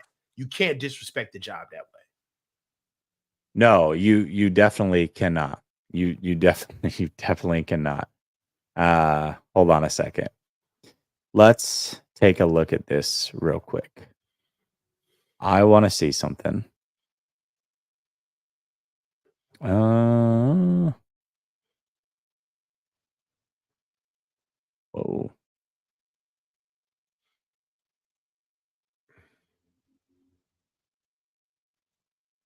Okay. So, Cassard is wild. I didn't see it. Jed says, you're not getting a ton of talent by not paying Brock, though, Jesse, because you have to pay something you cannot get a starter for less than $25 million. So you're saying how much and how much? No, I can't. I'll just keep drafting guys. Or I'll find guys that need to get that second contract. I'll go find my Baker Mayfield or my Sam Darnold or my whoever and pay them $10 million. No, I do. Exactly. This is the biggest way to get me and you arguing. We argue. I don't care. That's fine. But listen, that means I agree with you, Judd. $40 million I agree difference, with you. I can get Christian McCaffrey. I can get Fred Warner. I can get George Kittle. That right there is $40 million. Yeah, give me those three over a non-elite quarterback if I got to pay him anyways. But Jesse, it's not the fact that all right, so this is the problem. You think that all Super Bowl quarterbacks who win have to be elite. I don't believe that. The proof, okay. The proof is in the pudding. You have 30 years of data on the salary cap. Oh my God. Let's go through it. Let's go through the quarterbacks that have won. 30 years of data. They're either elite in getting paid or they're inexpensive. I've heard this conversation like 30 billion times. And you've never proven it wrong. We've had this conversation 30 times. You've never proven it wrong. So prove it wrong. Go ahead. Go. No, you go. It's on you. Prove it wrong. Dog, you are taking dead numbers and making a conclusion by all of these elite quarterbacks. But what you're saying is, what you're not looking at is that, Jesse, Tom Brady was not when was Tom Brady elite? During his first ring, his second ring, his was he getting paid? He was not elite. He wasn't getting paid. So you're making my other half of my point. So go ahead and continue. Tom Brady never got paid, really, though. He was always taking team discounts. He's always taking team discounts. That's why they had the dynasty, Jesse. It's because they keep the freaking team together. You're about to make me get the curse jar. It's like, come on, bro. I don't. Yeah, get the curse jar. I got it ready. All I got I'm to fire it saying up. is, I know, and I'm about to just pay. I'm about to pay proactively. But all I'm saying is that you can't. Yep. Nick Foles cheap, Brad Johnson cheap. Go ahead, Jed. Trent Everybody Dilfer else. was cheap. Hey, in fact, you know Trent what? Here's Dilfer the deal. was cheap. No, listen. Let's throw it. Let's go. Here's how confident I am in this argument. Here's how confident I am in this argument. All of you guys can help coach with his side of the argument because I've done the research on this a million times over. Let's do it. You can all jump in. Go ahead. Help him out. Help him out. You're going to need to. Junior here. You're going to need to. Who is the spreadsheet guy now? I got the spreadsheet. Go get your pocket protector. Golly. I've done the research. I've done the research. E equals MC squared. Shut up. I'm just saying, salary cap era. That's the reality. So the first time it doesn't happen will be the next time it doesn't happen will be the first time. So I'm going to go off of what the data says. 30 years of data. You're either elite or you're not getting paid. That is your options to win a Super Bowl. Bro, period. Look. I understand that you're looking at Tom Brady and Patrick Mahomes, but there are other quarterbacks who have won. Like, was Eli Manning elite? He's going to be in the Hall of Fame. No, was he elite? Answer my question. Is he going to be in the Hall of Fame or is he not? I don't know, Jesse. He hasn't coming. He's going to be a Hall of Fame quarterback. Is Eli Manning elite, though? Come on. If you're in the Hall of Fame, you're elite. Jesse, what more? That is the pinnacle of being elite. Is Hall of Fame. When you call me tomorrow morning, dog, like, come on, bro, I'm gonna curse you out. Like, seriously, you know that Eli Manning is not elite. You're evading me right now by asking me straw man questions like, is he going to be in the Hall of Fame? Of course he's going to be in the Hall of Fame because of what years did he win the Super Bowl? Let's go look up where his salary compared to the rest of the NFL. 2007, 2009. Didn't he win? He won 2 against Tom, right? Hey, Google, when did Eli Manning win his Super Bowls? Here's what I have for Eli Manning. His last Super Bowl win was in 2012. All right. So his last Super Bowl wins in 2012. You didn't really answer me the whole way, chick, but I'll leave that alone. So Eli Manning Super Bowls. Hold on. He won in 2008 and 2012. Okay. Dude, at one point, Eli Manning threw like 28 picks and it's like 25 picks in a season, bro. Like, Eli Manning was not an elite quarterback, Jesse. He was good, but he wasn't consistently great. He was not dependable on all fronts. But he won 2 Super Bowls with a very good team both times. Honestly, and then the first time they won, they weren't even that good. They were 9-7 coming in. Like, bro, teams win. Brad Johnson that Tampa Bay team was loaded. Okay, when Brad Johnson took them to the Super Bowl and won. Trent Dilfer played on that Ravens team where they were one of the best defenses of all time, but that Ravens team was loaded. Like, don't act like we're trying to ask Brock to do something that's completely out of the realm of possibility. Our team is loaded. We have a very and it won't be the moment he gets paid. That's the point. It won't be anymore. That is the whole point. Literally the whole point. All right, bro. So, like, I'm just saying, and then it won't be loaded. What's even crazy is the uptick, because the reason why I'm going with Eli Manning is because I feel like if you're gonna go with Brock, you might as well go with somebody who actually has the progression of getting better. Like, you can compare Brock to Trent Dilfer and Brad Johnson and these guys, but Brock is actually young. Like Trent Dilfer was who he was already by the time he went with the Ravens.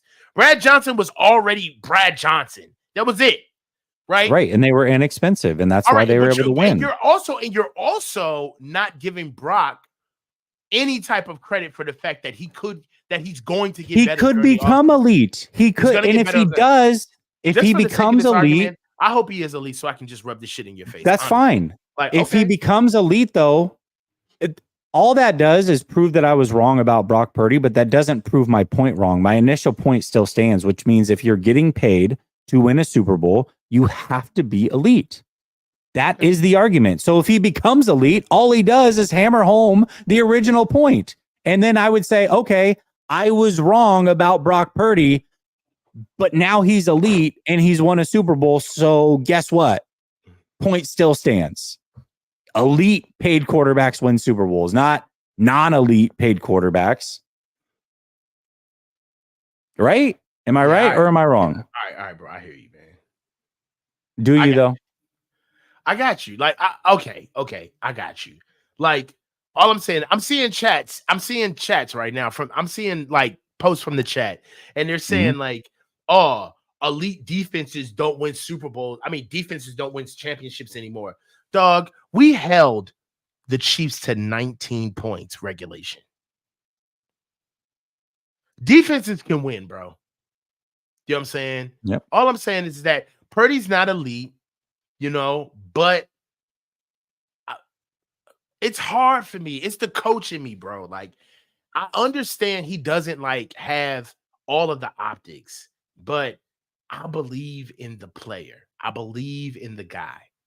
You know what I'm saying? Like, and I just believe that he's gonna get better he's gonna get better year by year. I really like the day. You know why I love Brock? I just said I love Brock. Jesus Christ. You know why I like Brock is because you're tilting me towards this. I see, like, the reason why I like Brock, man, honestly, is because it takes a special type of skill to not be afraid to fail in front of people. To like literally try your best. Not I'm going to do the best I can while looking good or while giving what the game is giving me. Like, no, like I'm going to literally gas out and do my absolute best literally every time. I will not cheat you. I will not give you a half of a rep. I will not like give you 50% or three-quarter speed. Like, it's very rare. And it's such a shame to say that, but that is rare now. It's very rare. It's very rare in 2024 to see a professional athlete try hard literally every rep.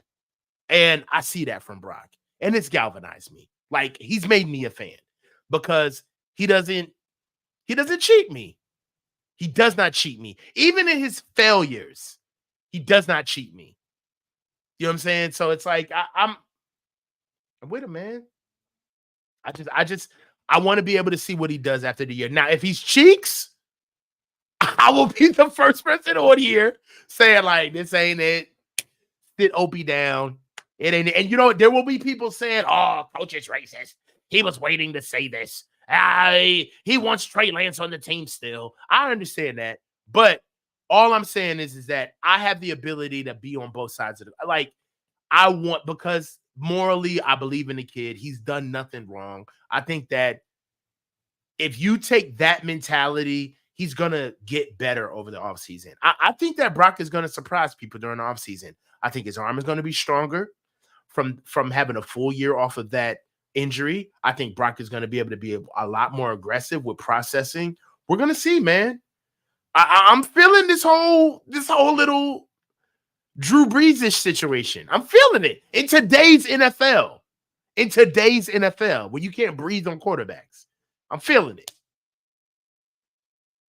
Otani says, Dilfer, Brad Johnson, Young Roethlisberger, Flacco, Eli, Foles, broke neck, Peyton Manning. Okay. Broke neck, Let's Peyton go through Manning. them. That's a very good point, Otani. Trent Dilfer, one of the lowest paid quarterbacks when he won. Brad Johnson, one of the lowest paid quarterbacks when he won. Young Roethlisberger, one of the lowest paid quarterbacks when he won. Flacco, it was the year he was literally in his contract year. So he hadn't been paid yet. One of the lowest paid contracts. Foles, one of the lowest paid contracts. So again, all those prove my point. I don't know about Peyton. We can double check that. Eli, first of all, is going to be a Hall of Fame quarterback. And even if you don't think he was elite, I bet you he wasn't even a top five. Part of Eli he wasn't even a top paid quarterback in those years either. Is part also of Eli being so a top paid, being a Hall of Famer is because his last name is Manning. So let's put that out Well, there. and he went on 2 elite runs and beat the GOAT twice head to head. I mean, I don't know. That could be why. The first person to call Eli Manning elite was Eli. Remember that? Hey, I'm just saying. I don't know. He had to call himself elite before everybody else. Brother Bob says you had that guy shook. He apologized on your show. Who's he talking about? I don't know. I don't know either. Josh says, I call that full James Garoppolo because Jimmy ain't got a deal. That's actually really funny, Josh. That Nice. is funny. Dean says 2 years ago, you guys were making the same arguments that Jimmy is a top 10 quarterback. No matter how much you wanted it to be true, Brock is just a guy. I think he's not saying us. He's not when he says us, he's not saying us. Because we definitely were not. I think he's saying 49er fans in general are making that. So I don't look at that as a personal. Eli's not going to the Hall of Fame. You sure about that, Rob? Are you sure about that? You willing to put your mortgage on it? I don't believe it though, but I like what Rob is saying. I don't think Eli is a Hall of Famer, but he won 2 Super Bowls. So I mean, they're gonna consider him. There's marketing to the game where it's just like it's almost like when Melo was trash, but there was this entire campaign by ESPN and all NBA players like, I don't understand why Carmelo Anthony's not playing. It's a travesty that Carmelo Anthony hasn't found a team yet. Carmelo Anthony really, it was because the NBA needs the names, and it was bad to see how they ousted one of their best names. I feel the same way about Eli Manning making the Hall of Fame. Like, he's got to make it. Peyton's going to make it. His dad is Archie. He beat Tom Brady twice. Give it to him. You know what I'm saying? He's going to be in Hall of Fame. Oh, it's Eli. I'm here. I'm Eli. Black Giza says Eli Manning was not an elite talent, but he was a winner and came up in big moments. I agree with that. He wasn't elite.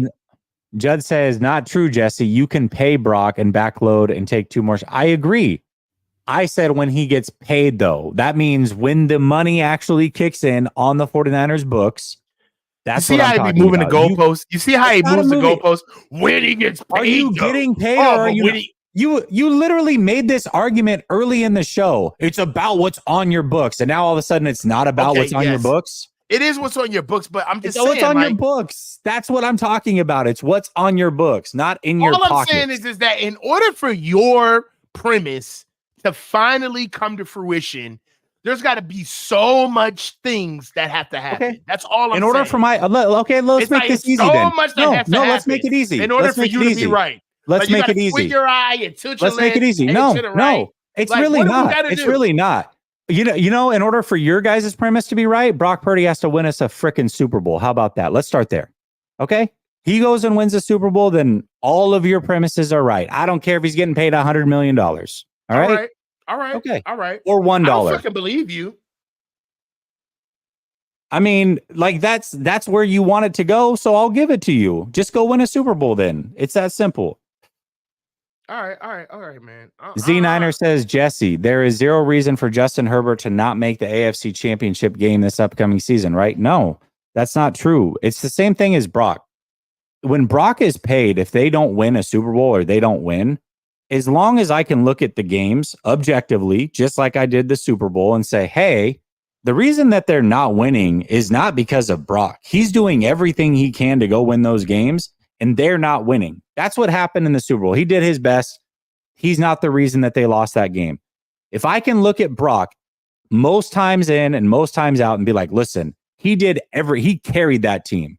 The defense just screwed it up for him. You know what? Then I'll be objective in those moments and I'll say that's the case. He's worth every penny. He's doing everything he can to carry this team. They're not winning. They got to figure it out. That's the same. That's the same thing with all the other elite quarterbacks. Elite quarterback doesn't mean that you're guaranteed to win a Super Bowl. It just puts you in the conversation once you're paid. Now, there is team that plays into that, but your chances of having a good team around him go far down. That's the whole point. So no, he doesn't have to do anything. He just has to continue to be an elite quarterback. KB Toy says Brock is a winner and Jesse's mad over Lance. Brother, I proved this so wrong last Thursday. Go watch that show. Nah. I got 2 minutes of me on the whole Brock Purdy thing way before he was even on this roster. So don't do Trey that. Lance is cooked, bro. Brother Bob says, sorry, coach. Jesse White guy won the debate. I mean, okay. Damon, what's up? Just gives us the eye look. Samir says, another factor to non-Hall of Fame cheap quarterbacks who won a Super Bowl. How many years in the NFL before winning? Another factor to non-Hall of Fame cheap quarterbacks. How many? Yeah. Oh, how many years were they? They were journeymen.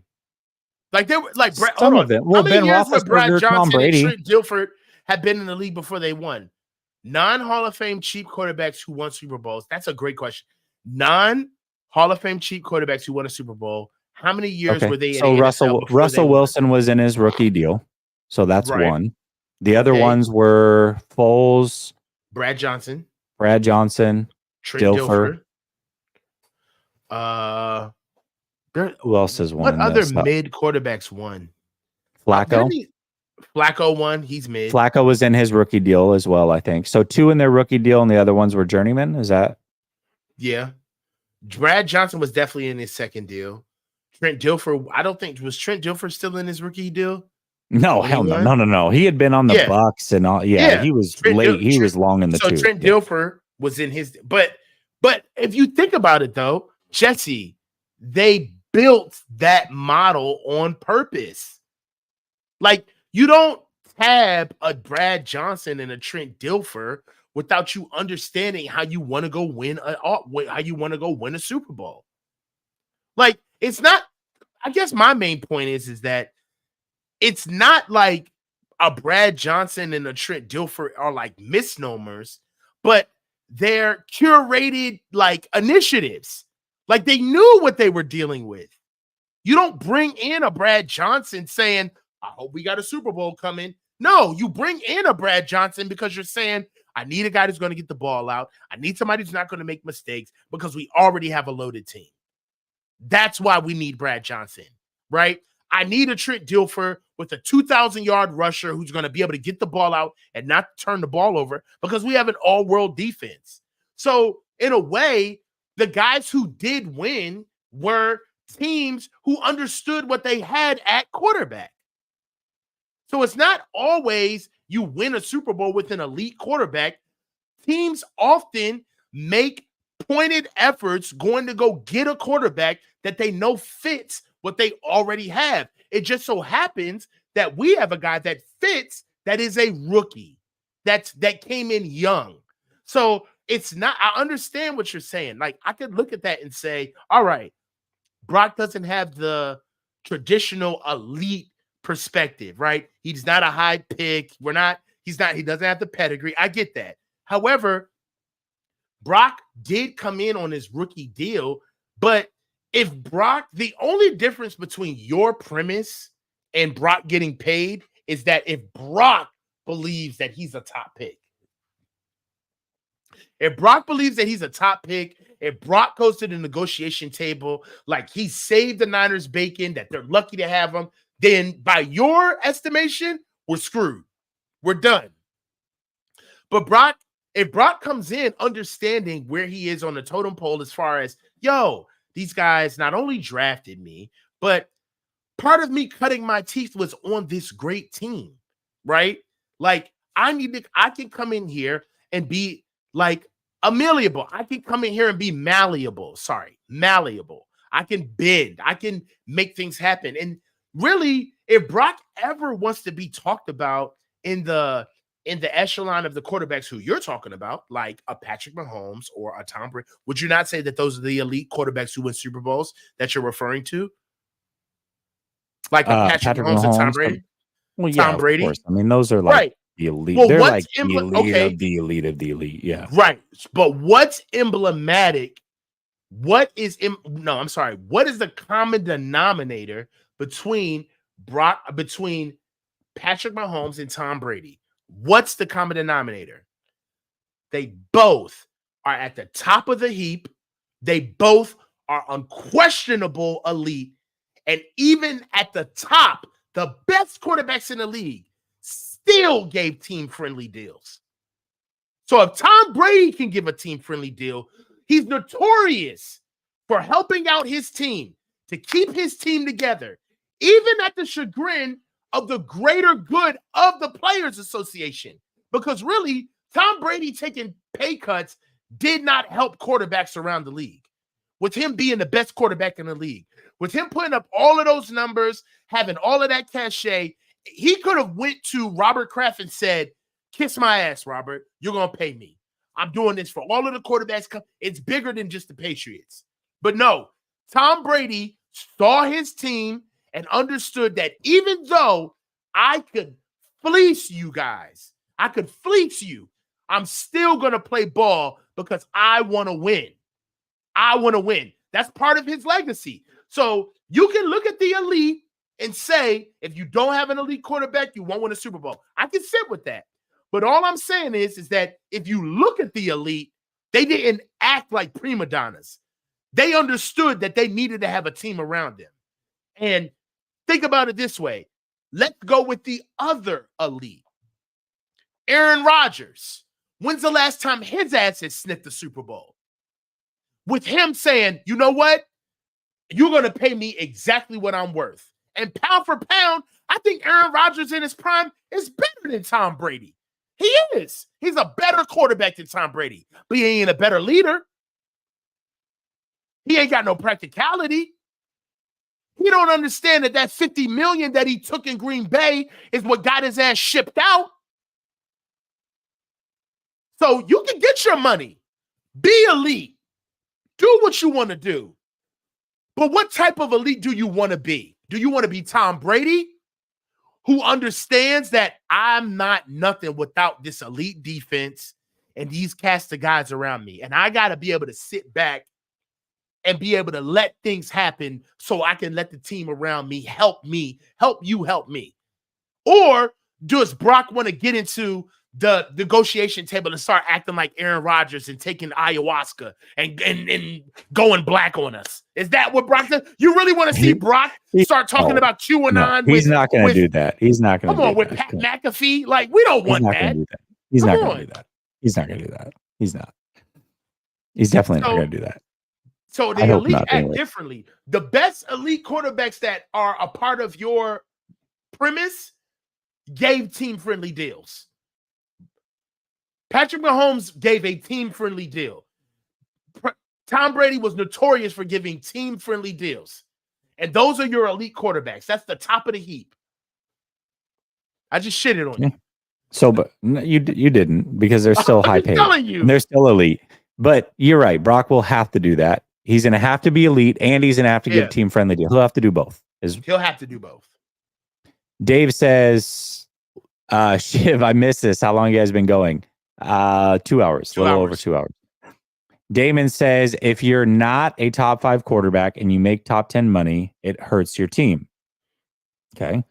You need more help, injuries, what have you. Brock Purdy is not just a guy, but he's not elite yet.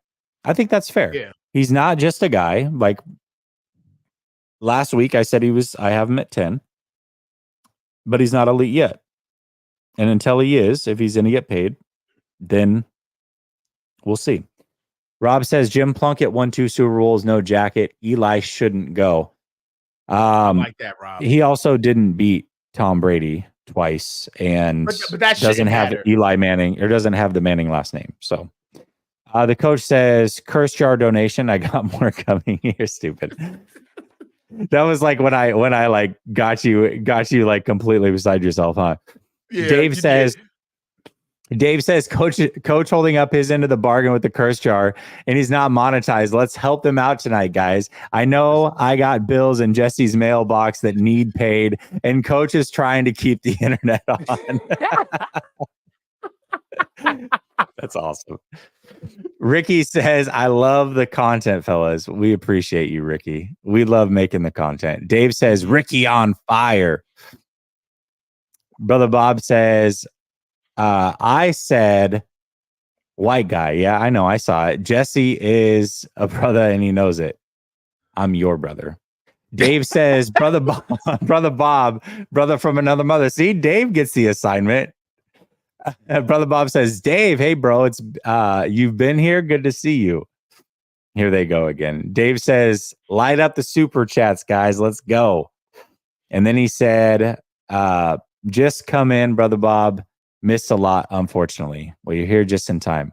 What's up, Damon? He says, is Brock Purdy good enough to win with a stacked roster? Yes, of course. Can he become that kind of quarterback that elevates a team and contender? Yeah, I'm not going to be stubborn enough to say he can't, but he isn't that guy yet. Yeah, all of that is fair, Damon. All of that is fair. All of that is fair. This is why. All right. All of that is fair. I know enough. I'm smart enough to know that I don't know anything. You know what I mean? Like I've progressed in football enough to know that I don't know anything. And it takes work to get there. And what happens is that once you see it, I've seen players shock me, man. And the players that have shocked me, the players that have completely blown my review of them, my assessment of them out of the water are the character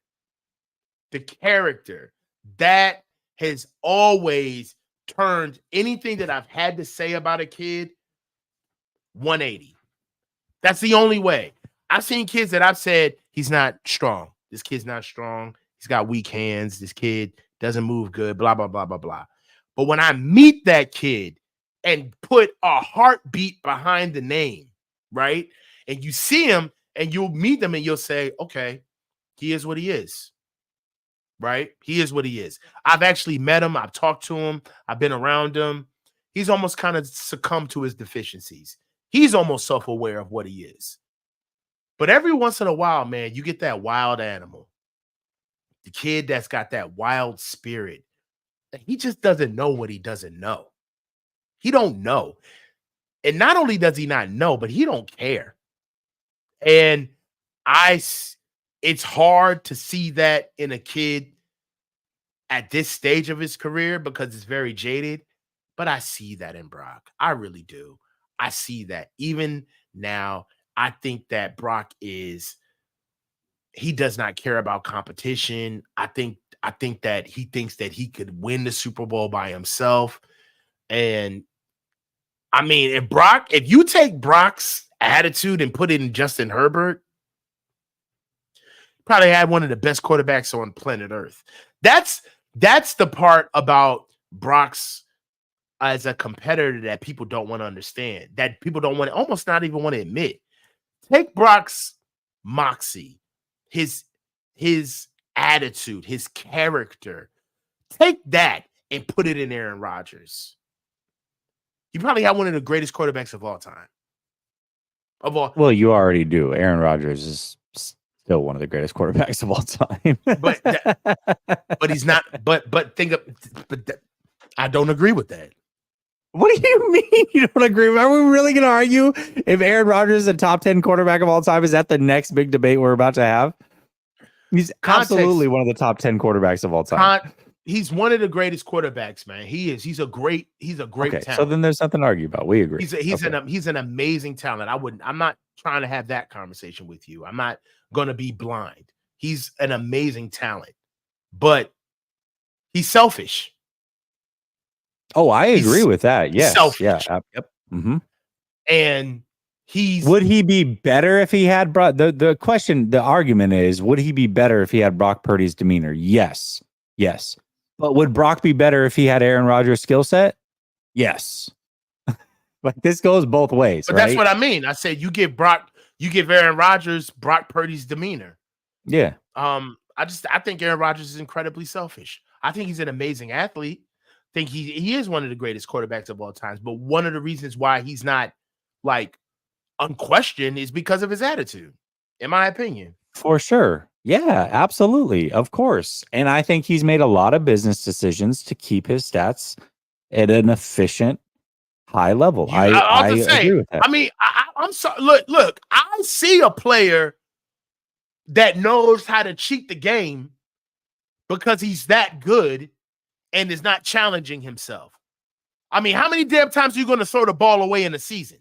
Like, I've seen Aaron Rodgers literally curate his stats because he's that good. I've seen that. So, like I said, the very beginning of what I said is that one of the reasons why I'm on board with Brock is because Brock won't cheat me. He will not cheat me.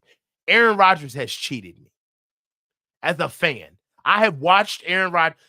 Aaron Rodgers is not the same quarterback as Brock. They are not on the same level. But there's one thing that I can say about Brock Purdy that I cannot say about Aaron Rodgers. I have never watched Brock Purdy play a professional game, and I had to question his effort. Ever. Oh, I agree with that. I have watched Aaron Rodgers play, and I've had to ask myself if he's interested in even playing today. I agree with that. That's a fair statement. And for me, that's high on my priority list.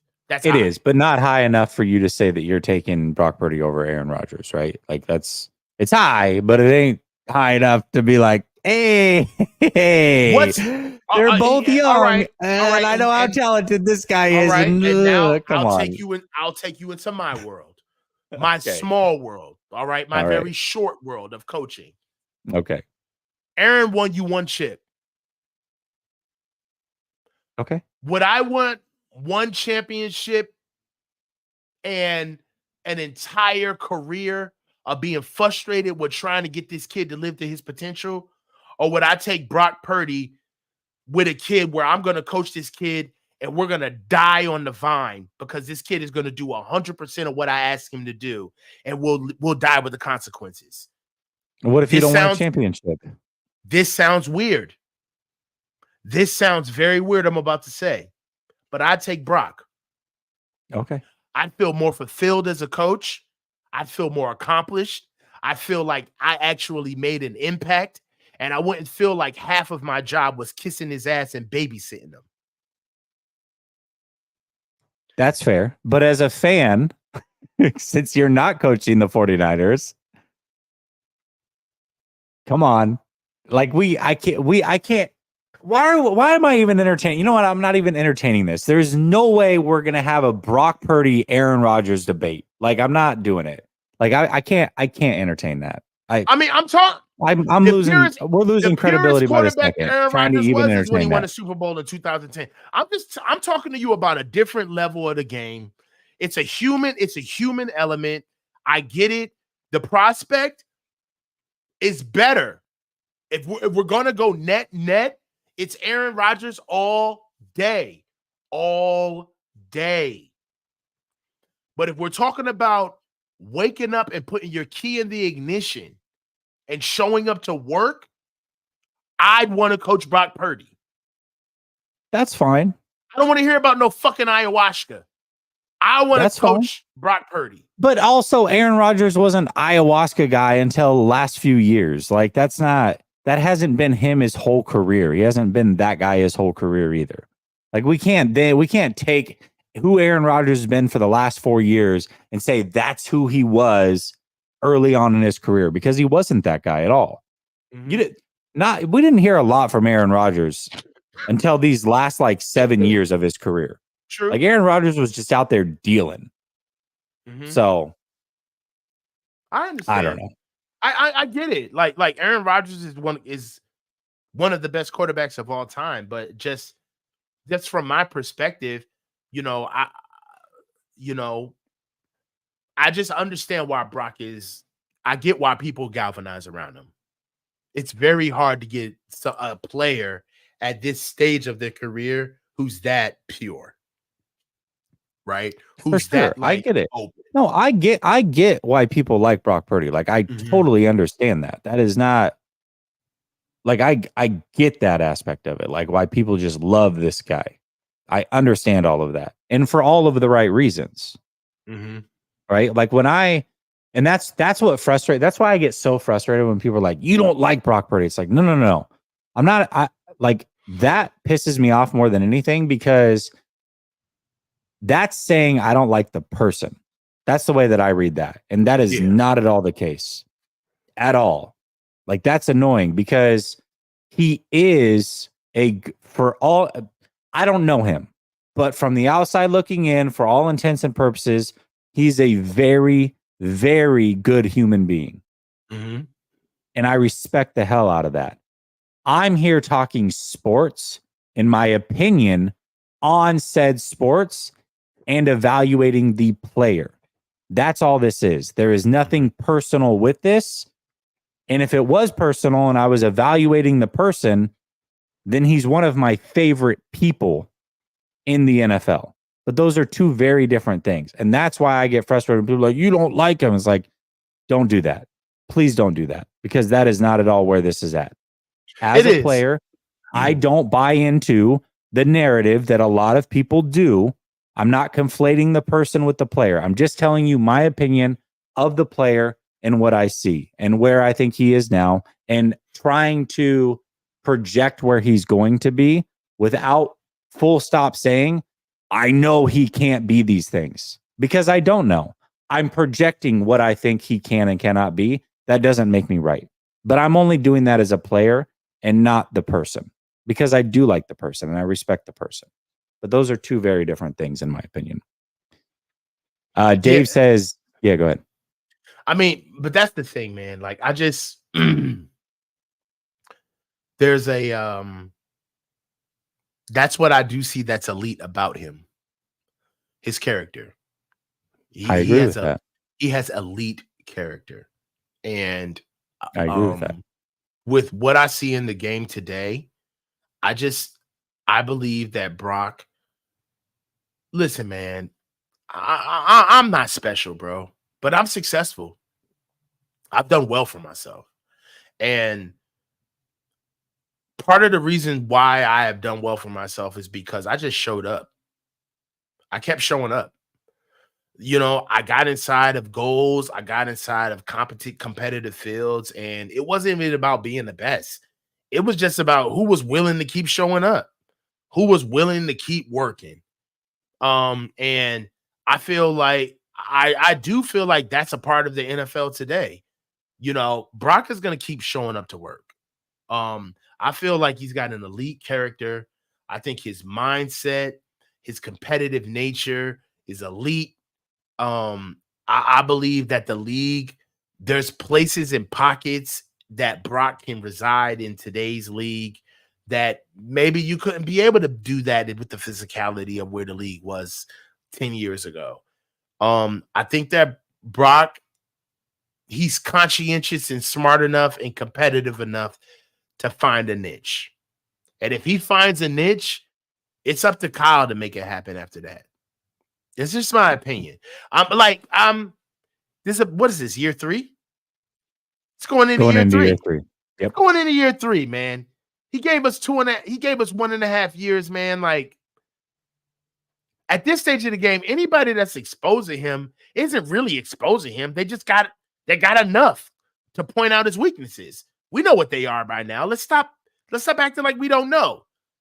The anticipation is elite until they play against man corners. All right. They play against great press man.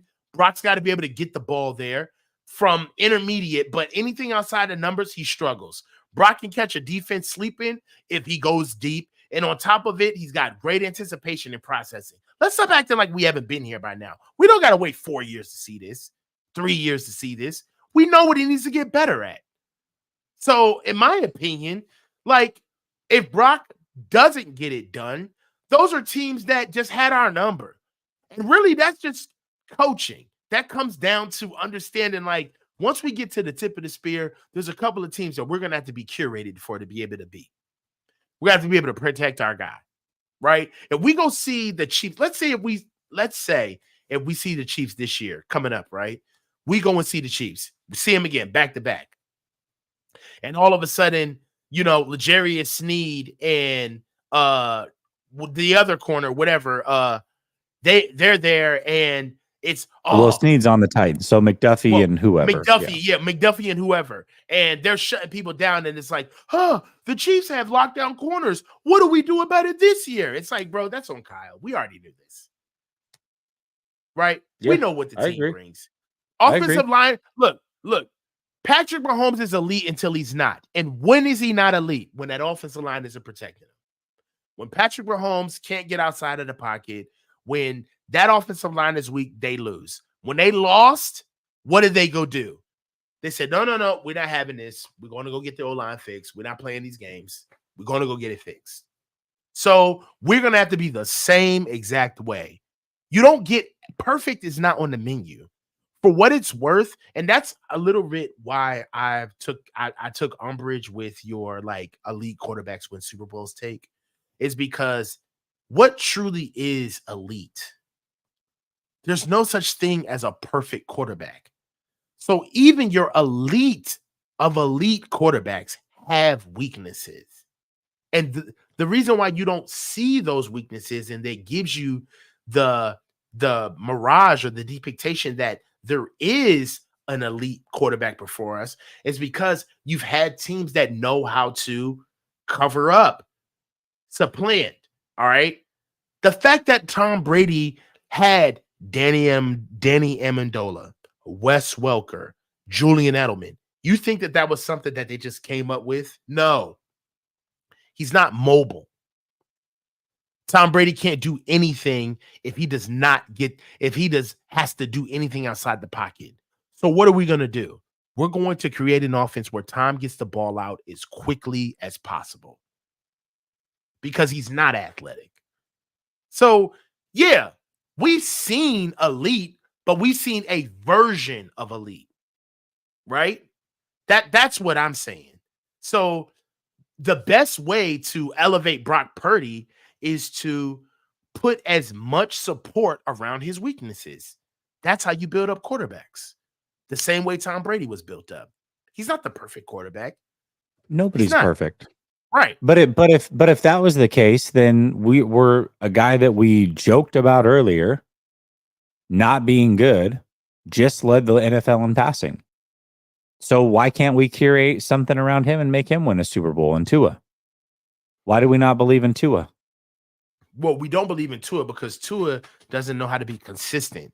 That's one thing that I like about Brock is that even though Brock may not give you 100% of what you need, he's consistently good at what he is good at. What can you say Tua consistently does good? Gets the ball out on time to his weapons. Is he accurate? Yeah. From a completion percentage standpoint, he's just as accurate as Brock. They're the same. I mean, what are we talking about? I think Tua is a nightmare waiting to happen, bro. Like, I agree with you. I agree with you, but statistics don't tell you that. So you have to be able to separate what there's what I'm trying to say with Tua is there's something you cannot quantify with any number. Just like you're saying, well, I mean, how do we know somebody's elite?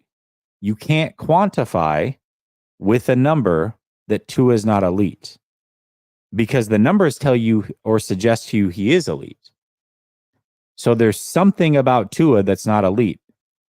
And the way you quantify that is you say, my eyes tell me he's not elite. I don't care what number you throw my way. I don't care what advanced statistic you give me. I don't care that he did all the things that Brock Purdy did last year, the year prior, where he led the league in yards per attempt and completion percentage and did all the things. I don't care because I've watched him play enough football. I know that man is not elite. Period. All I'm saying is Tua can't even get out the bed without getting concussion protocol. You know what I'm saying? It's levels. Okay, Dak. It's levels to this. That's all I'm saying. It's levels. And Dak's put up some numbers, but when you watch Dak, you know he's not elite.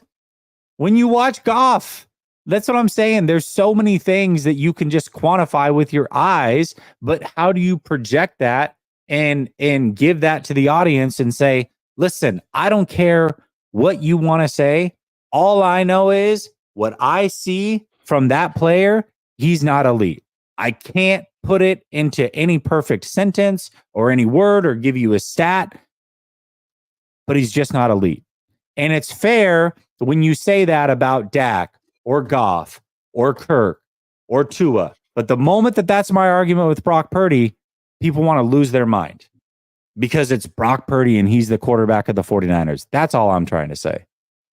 No, my eyes tell me he's not elite. I'm just letting you know that's what I see right now. I'm sorry, but you can't talk about a quarterback being elite when he's still in his rookie deal. he doesn't have to be elite now for them to win a Super Bowl because he's not being paid, and maybe he will be. What I'm saying, I feel like people want to say he's elite now. That's the argument. Remember when? Okay, you remember a couple months ago when you tried to tell me nobody's making. You're arguing against nobody, Jesse. You're trying to make an argument that doesn't exist, and I said, I bet you if I ask, is he a top 10 quarterback right now? Most people are going to vote yes. You guys, and they did. Dog, let me tell you something. Or no, I said elite. The question was a legit elite. Is he elite? I and like 70% said yes. Hardcore with Jesse, and I was telling him, I said, Jesse, you're making an argument. You're arguing against yourself. There is nobody that is saying that Brock Purdy is elite. You're sitting here arguing with nobody. You're kind of looking crazy. I'm watching you on Twitter. You need to cut it out. And Jesse told me, he said, dog, I'm telling you, there are legit people out here saying that Brock Purdy is elite. We argued for like 30 minutes on the phone, bro. And I was like, no, there's no way. And he put out a poll and I lost the bet. I could not believe, I will admit that. I could not believe how many people, I'm sorry, Circus, I will step back. I could not believe how many people believed that Brock Purdy was an elite quarterback. That shocked me. And I almost thought they were just trolling you for a second. But it did shock me. It shocked me. I didn't think that the fan base was that far gone. I really did not. So, anyways, when I get up here, I'm not just arguing against people that don't exist. It's a majority of the fans that I interact with actually believe this in their heart. I don't think that Brock is. Do you think that Brock is? We already went through this. No. Yeah, we don't need to do it again. But he can become elite. He can. I think FAQ has a very good question. Is it a super or no? Because I want to make sure. It's not a super. What would make Brock Purdy elite? And that's what I'm saying. This is the hard part, right? Because you can't quantify it with a statistic. When you know, you know.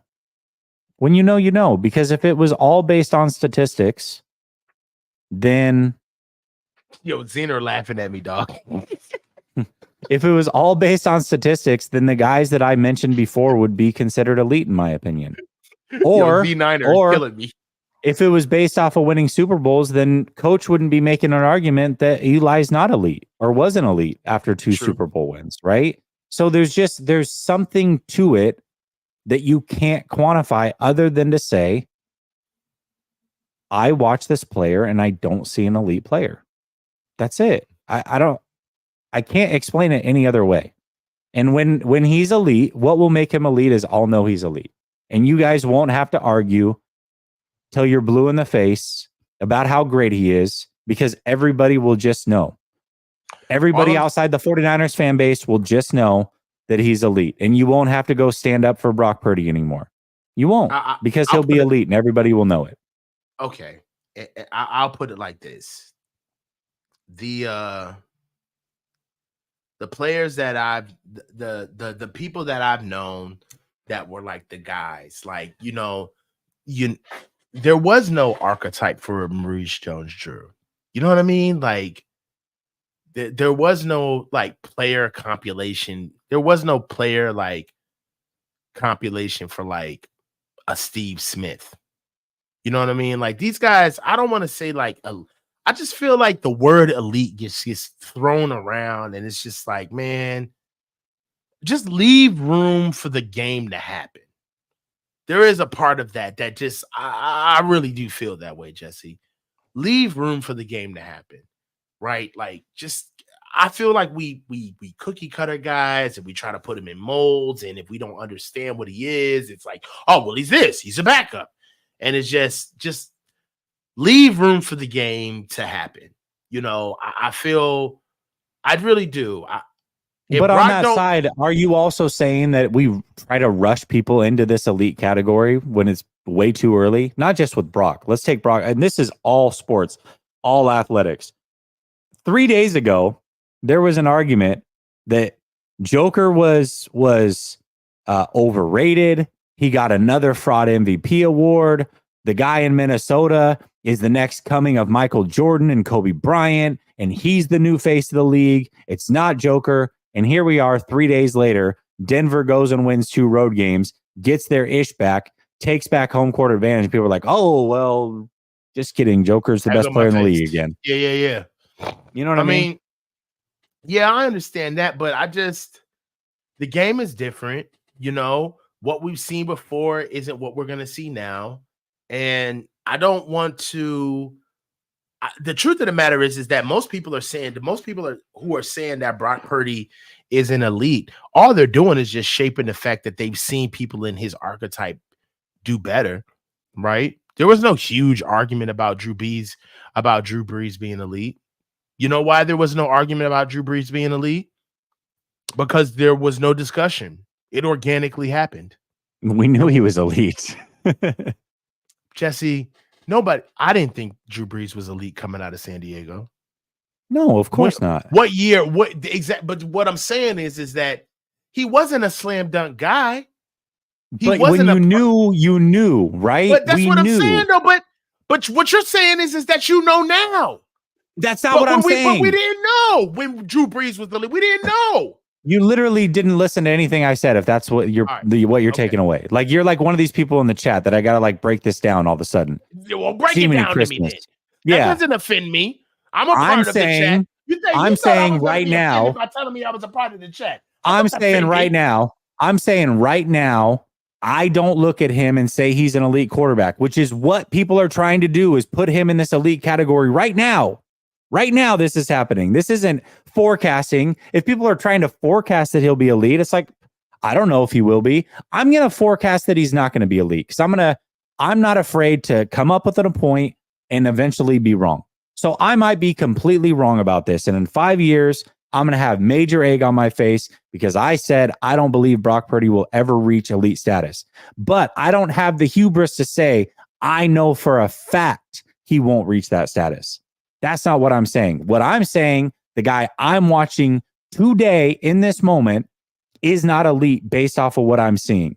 And people are rushing to throw him in that category now. So if that's the conversation we're going to have, and most people think he's elite, then I'm going to push back and say I completely disagree. At this moment, he is not elite. I don't care what the numbers say. I am telling you, my eyes tell me he's not an elite player. I don't know what you want from me, but that's the reality of the situation. Hey, all right. Okay, and when we'll know, we will know he's elite. I got something for your ass. Okay, so look, my father, right, is going through injuries right now, right? Yep. You know this. Yep. There's a possibility that he could either have his something amputated or he's going to be 100% okay. You know this. Mm-hmm. The fact that it's on the table is the reason why the discussion is still alive. Do you see what I'm saying? So you can say Brock is not elite. Cool. You can have that right now. Right now, you hold the argument. Whatever. Congratulations. But what I'm saying is that it's not off the table. And the fact Brock being an elite quarterback at this stage of it, dude, 2-3 years in, there are quarterbacks that you can look at and say, it's a wrap. We know what he is. We understand. Right? But the fact that this kid is the last pick in the draft and him being elite into his we don't get to do that. We don't get to do that. You don't get both sides. You don't get to say he's elite and then also be like, yeah, but on a curve. I didn't say that it was elite. I didn't say that, Jesse. I said that it's still on the table. There's nothing about Brock Purdy that you've seen in 2.5 years that made you say that he can't be elite. That's fair. You're arguing with the people that are crowning him now. That's the easy argument. That's just sensationalism. You can talk to those people and say, you're idiots. He's not elite right now. What are you talking about? That's cool. That's not what I'm alluding to, though. What I'm saying is that it's still on the table. There's nothing that you've seen out of Brock Purdy from 2 years into his career that you can say it's definitive. He will not be elite. You can't say that about him. No, but I can give my opinion. He's in the league. You're going to have to start understanding that is a greater possibility. For sure. For sure. But I'm also, I have to give an opinion, right? Like, I can't just sit back and be like, hey, no opinion. We'll see in 3 years. We will see in 3 years. We all know in 3 to 5, we're going to know the answer to Brock Purdy at some point. Like, we're all going to know he's either a lead or he's not. That will be clear at some point. 3 years, 10 years, whatever. But that doesn't mean I can't give an opinion. My opinion is he will never reach that status. But I'm not saying that I know that for a fact and that I'm right about that. I don't know that for a fact. That's all I'm trying to say. All right, I'm going to give an opinion. And my opinion is, I don't believe he will. If that's funny, you froze right there. Mhm. I don't believe he will ever. Oh, shit, I did freeze. No! Am I back? Is it me or is it Jesse? Is it me or him? No! Hold on, I'm trying to hold my point. Hold on. I'm going to try to come back. Is it me or is it Jesse? Talk to me. It's him. So it's me? It's you. All right, it's Jesse. It was me. I thought it was you. I thought it was you. I thought it was me at first. I was like, dude, I'm about to come out and come back in. All right, go ahead. Well, that's why I took the overlay away just in case. So that way, if it's just you, it goes you on screen and people can actually see your face and you can carry the show. So the overlay's gone. I thought it was you too, because it froze on my end. You froze and you're like, your face was like shocked. I'm like, and I was like, hold on. Is it me? Or is it? Like, I didn't know. No, it's me. It's me. I don't know what it is, but when late at night like this, my internet always does this, like around midnight. So not shocked that it's doing this. I don't know why it does this. Finish your point though. Go ahead. All I'm trying to say, and then we have to get through these super chats because there's 50 of them. Because I have a point after this. Go ahead. Go ahead. All I'm saying is I have to give a prediction, but I'm not going to have the hubris to say that my prediction is absolutely right. That's all I'm trying to say. All right. Right. And so my prediction is one thing, but I could be wrong. That's it. Go ahead. All right, cool. And what I'll close with this is it's all about perspective. What you're saying is that you haven't seen enough, ergo you don't believe it will happen. What I'm saying is that I haven't seen enough, ergo it still can happen. That's the difference between our discussion. So then, all right. So then go out on a limb with me. Will he reach elite status and be an elite quarterback for his career, a majority of his career, as he's going through his prime, or will he not be? I'll say yes. Okay. And I'll tell you why. I just won't say yes. I'll tell you why. Okay. One is that mentally, I believe he's already there. That's agreed. One. Yep. Two, I believe that physically he has a higher ceiling than most people are willing to give him. Okay. That's two. Three, I feel like that he is attached to an organization and a coaching staff who are vested in making sure that their success aligns with his success because of the type of character he has. It's easy to throw away a Cam Newton. It is, because he's a malcontent. It's hard to throw away a Kirk. The reason why Kirk Cousins is even around is because Kirk has kept his character pristine. I'm telling you, Jesse, this is the NFL. That kid's got a shot. I agree. He's got a shot. He definitely has a shot. Mm-hmm. And we'll see. Dave says, Damon on fire now. I'm going to fire through these, so I apologize. Ricky says, BP got 47? commercials. He'll take a team-friendly deal. Dave says, Coach warming up. Here you guys go. Another 20. Keep it going for an hour. That was at 11:28. We're probably reaching that at this point, Dave. Oops. Samir says, shout out to the comment creators. You guys are great. Dave says, just in time to see Coach heat up. Now Dave is going to give a bunch of $2 things to say one thing. Can we make great? Hold on. It rain. Drizzling twos. Samir says, you guys are fools. Brother Bob says, you are my brother. But if you pick any team but the Chiefs over us in the Super Bowl again, you're going on seats level. Mute. Eli's not Hall of Fame caliber, but he's going to make the Hall of Fame. He's gonna make it, but but I like the fact that he said Hall of Fame caliber. Eli Man is not Hall of Fame caliber, but he will make it. Dave says, "Attaboy, Samir. Coach Aaron sucks." He's talking about Aaron Rodgers. Yeah. Mm-hmm. Just trying to get Coach riled, Dave says. And then he says, Brock gives more effort than most on the team. That's might be factual. Brother Bob says, Dave and Samir, y'all wild. Coach, what's Laffy Taffy? I don't know. It's a candy. Yeah. It was also a crappy song in the early 2000s. Dave says, that song got them things going in college, though. I hated the song, but the activity. Dave says, just trying to be half the man you are, Brother Bob, and twice the man of most.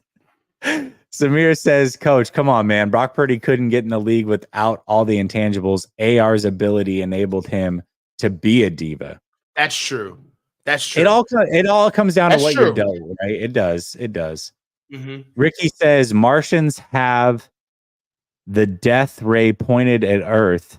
They said beat us with the best put together a team in the world. Only your quarterback has to be Purdy or A-Rod. Who you got? This is great. This is great because this is it's such a stupid hypothetical, but you know the assignment, Ricky. Yeah, you got to save Earth, and we got to beat them in a football game. Are you putting Aaron Rodgers at quarterback, or are you putting Brock Purdy? This is great. This is actually really funny. Who are we playing against? Who are we For our playing lives against the aliens, bro. And they're all athletic. The most athletic aliens of all time. Aliens. Aaron may play a fucking pick in the first play of the game. Brock will play scared. He'll know we're playing against aliens. Dave says super chat's warming up. That's so funny. Dave says, remember NBA Jam? Super chat is on fire. Dude, I used to love that game. Brother Bob says, my brother Dave, I'm trying to keep up with you. You're Dylan. Dave says, just at the right time of the year for construction. I bet you're killing it right now with your construction company. He said, let's go, Brother Bob. Brother Bob says, Dave, what is Jesse even talking about? Me equals loss. I don't know. That was 10 minutes ago. I don't remember. Samir says, I'm going to say it again. Jesse is a technician in an industry overstocked with salesmen. Thank you, bro. I appreciate it. Dave says, listen, Coach, man, you are special. Not ED either. Yes. Hey, he is special. He is special. Dave says, BB, you have to follow Coach. Jesse gets lost too. Brother Bob says, I'm old. How you rapid fire supers, Dave? I don't even know. He's like boom, boom, boom. Dave says they are short worded, BB. Mahomes, I thought you were talking about good girls. What the hell? What are you guys even talking about at this point? Dave says, I'm confused like Gronk.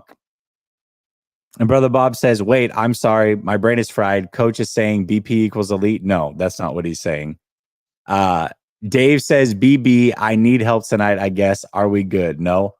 You guys are crazy. All right. PDX Niner says, Maxey was all Brady had for a while. I remember that. Not saying Purdy is Brady, but Maxey does matter a lot, or Moxie. Okay, I was like, who's Maxey? Moxie. You're right, but Moxie does matter a lot. I agree, but there is no this plus this equals perfect quarterback. There is no perfect quarterback. That's true. That's true. Yeah, but also Tom Brady always was 6'4" and had a good arm. People try to rewrite history and act like his arm wasn't good too. Bro, you're breaking it down in that. Like that's something that you want to see after the rock has been chiseled away. Of course, but he had it. All right, bro. All right. I don't. Did he have it or not? Of course he had it. Don't pigeonhole me, motherfucker. Don't try to do that. Okay. I understand that he had it. You try to act like I'm crazy when I say these things, and then you're like, yeah, I actually agree. Yeah, I do agree, but it's like, I don't know. It's like saying that the Mona Lisa is like a work of art. It's like nobody knew what the fuck a work of art was back then. Somebody said, this looks awesome. Oh, I think this looks awesome. I think this looks awesome too. Hey, let's build a standard around why this looks awesome. Then we can say everything else looks awesome because this looks awesome. That's the way awesome works. Like, you have to be a trendsetter at first. It's not some intrinsic standard that everybody has to keep up to. You see what I'm saying? Like, that's like saying that if Tom Brady, I know, I put in $10 to the curse jar. You Shut did. up. No, you already did. But I still get to play the gift. I still get to play the gift. Yes. I know you prepaid. I'm just saying. I still prepaid. get to, but look, all I'm saying is that with Tom Brady is that now that he has had his success, when people do successful things, what happens is that people like to come behind and try to make sense of the success because they want to be able to make it look as though that it's normal. And what they say is like, oh, see, Tom Brady has got to lead anticipation. You got to be 6'4" to be able to stand in a quarterback. That's what you need as a perfect quarterback. And it's just like, no, they're making it work with what they have. Like, I get really tired of that. Like, quarterbacks, Tom Brady's the standard. He's the GOAT. It's just like, you mean to tell me pound for pound, Tom Brady was better than Dan Marino? No, he's not better than Dan Marino. Not even close. But he didn't have the organization, the coaching staff, the defense. He didn't have, it wasn't the right time. That's just what it is. Super Bowls are not emblematic of like perfect success. It doesn't work that way. It just, I'm sorry. I look at competition a completely different way. But that's fair. But see, and Dan Marino kind of goes back to the point earlier that I was trying to make with Brock Purdy. Like, if he doesn't win a Super Bowl, that doesn't make him not elite. Like, winning a Super Bowl doesn't make you elite, and not winning a Super Bowl doesn't make you automatically not elite either. Dan Marino is an all-time great quarterback, and he has 0 rings. And I would take him over a lot of quarterbacks who won rings or multiple rings or what have you. Okay.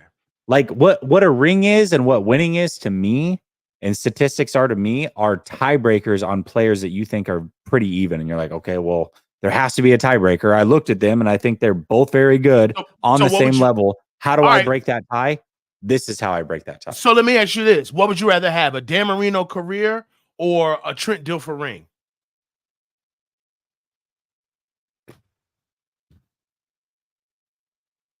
The fact that you're taking the time to even answer this is crazy. That's what's the difference between them. That's the difference.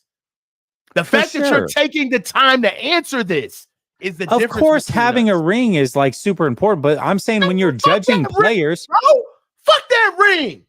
I want my teammates to be able to look at me in the eye and say I was that guy. Nobody care about that ring.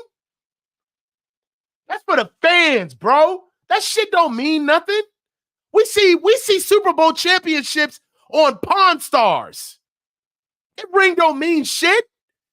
Were you good? I'm just sorry. I didn't mean to blast on you. I love you. But everybody winning championships. Yeah, but I'm saying winning a championship is also very important. Like, to me, it all depends on who you are as a person and what is your makeup. Some people don't care about being the best individual player. They want to win championships. And that's important to them. Like, as important as anything, right? Yeah, true. I don't know, man. I got to be able to show my kids the tape. Like, I don't want my, you know what I'm saying? I don't want my kids nudging each other like, Dad's showing this weak ass tape. You weren't that good. Like, come on, man. Dave says, do we suck again? Wake her up. We got to win tomorrow. Brother Bob says, Dave, you and I are always simpatico. Jesse is riled up, though. I always get riled up. Dave says 100, BB. Brother Bob says, Dave, who is winning the debate and why? I got my wine to go. I don't even know if there is a debate to be won. We just like to argue. This is why I always had to do a show with Coach, because this is everyday conversation with us. We're just doing it here all day. This is crazy. Dave says, like, when we arguing it, it'd be like, hold on, I got a meeting. I'll call you back. Dave says, BB, I have to say Coach because Jesse isn't cussing. Brother Bob says, Chad, who's winning the debate, Jesse or Coach? Anybody siding with Brock Purdy is going to win the chat in their eyes. So Coach definitely won. Ricky says BP got the Cousins effect, I fear. I don't know. Dave says this chat is elite. Coach and Jesse are on fire. And then he says, I guess I missed the Goff's extension parameters. $42.5 million per year, upwards of $53 million, depending on how he plays, 4-year deal. Samir says, Coach. So in other words, BP is at the top of his list, not elite QBs, most likely to be elite in the future. Yes? So he's not elite, but he's most likely to be elite in the future. CJ Stroud at the top of that heap. Okay. That's okay. All right. But he's close. Damon says, Coach is pounding the table for Brock Purdy. I need to pinch myself. Only because Jesse is so hardcore on like his. Jesse has that premise, and I have to give you credit. You've been very consistent. You have stuck on this premise for like over 2 years now. But it annoys me that he still keeps this perspective. It really irks me because I just feel like you're not really letting Brock organically go through his career. You're kind of like holding something over him. Like, I'm just waiting. And it just, I think that's unfair, Jesse. I think that's unfair if I'm holding it over Brock. It is unfair if I'm holding it over Brock, but I'm not holding it over Brock. You know how I'm holding it over? Who? Everybody that's been telling me that he's elite. If that conversation hadn't been had by anybody, if the conversation was, I put this out. This was the end of his rookie year. Okay. I put out a little chart, and the chart was simply this. If the conversation is Brock Purdy's really good and we're all excited to see the future, conversation is over. We all agree. But if the conversation is Brock Purdy's really good, we all want to see it continue. Also, he's better than this person. Also, he's better than that person. Also, then you're going to have pushback, right? All right. That's where the pushback comes in. If it's just simply, hey, we like Brock and he's really good, there's no conversation to be had because I agree with you. We're done having the conversation. That's it. All right. So I will give you this. What does get me more aligned with your thought process is when fans and me alike, they start comparing Brock to other quarterbacks. That's when it's kind of like, all right, like Brock better than Aaron Rod, or like Brock better than Justin Herbert. It's like, all right, we need to just be happy with his track. So I will admit, like when we get to comparing, it does get a little rich. But all I'm saying is that I see why the kid is in the position he's in. I see it. And I see the person, and I understand that he's different. He's a cut above the rest. And I want to see what that mentality will propel his skill set to. I really do. I want to give him the space that he deserves to be able to get there because he's earned it. He does deserve it, and he's earned it. But everybody else makes it really hard to give him that grace because the argument is not against Brock Purdy. It's not. It's against everybody who's trying to make said argument. That's really what it is. Mm-hmm. Dave says, good excuse, Jess. Internet out. Send me that bill. Dave says, way to go, Jess. We're back. And Laffy Taffy was a hit. It was Laffy Taffy was a hit. It was fun in the moment. It was fun in the moment, but looking back at college, I was in college when Laffy Taffy hit. It's a bad song.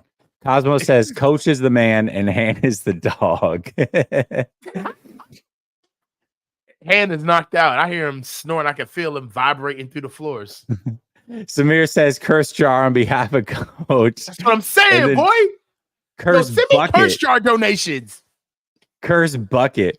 Samir says, Coach, Gilbert Arenas made the same point about rings versus career. Great point, man.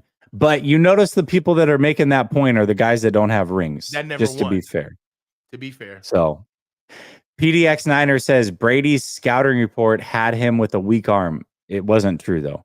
But Brady had to go out and disprove that for a long time. Purdy still has to. Yeah. But Purdy... Especially the rain. No, we got to deal with it. You know why I am behind Brock is because it's the fan base, bro. If you do not accept this kid, you can't assess him. You can't assess him if you don't accept him. It's just the way the fan base moves. And this is true. Because I've accepted him, it falls on good ears when I say Brock sucks against the rain. He's got to fix that. You know what I'm saying? The anticipation, although it is a strength, sometimes it's a crutch because he can't get the ball out there fast enough. All right? Brock needs to work on the velocity of his ball because part of the reason why these guys weren't getting open is because Brock couldn't put the ball where it needed to be against man coverage. These are things that if you say these things, if you're always down on them, you come off sounding like a hater. You know what I'm saying? And it falls on deaf ears. And it's just like, oh, well, what else will we hear from you?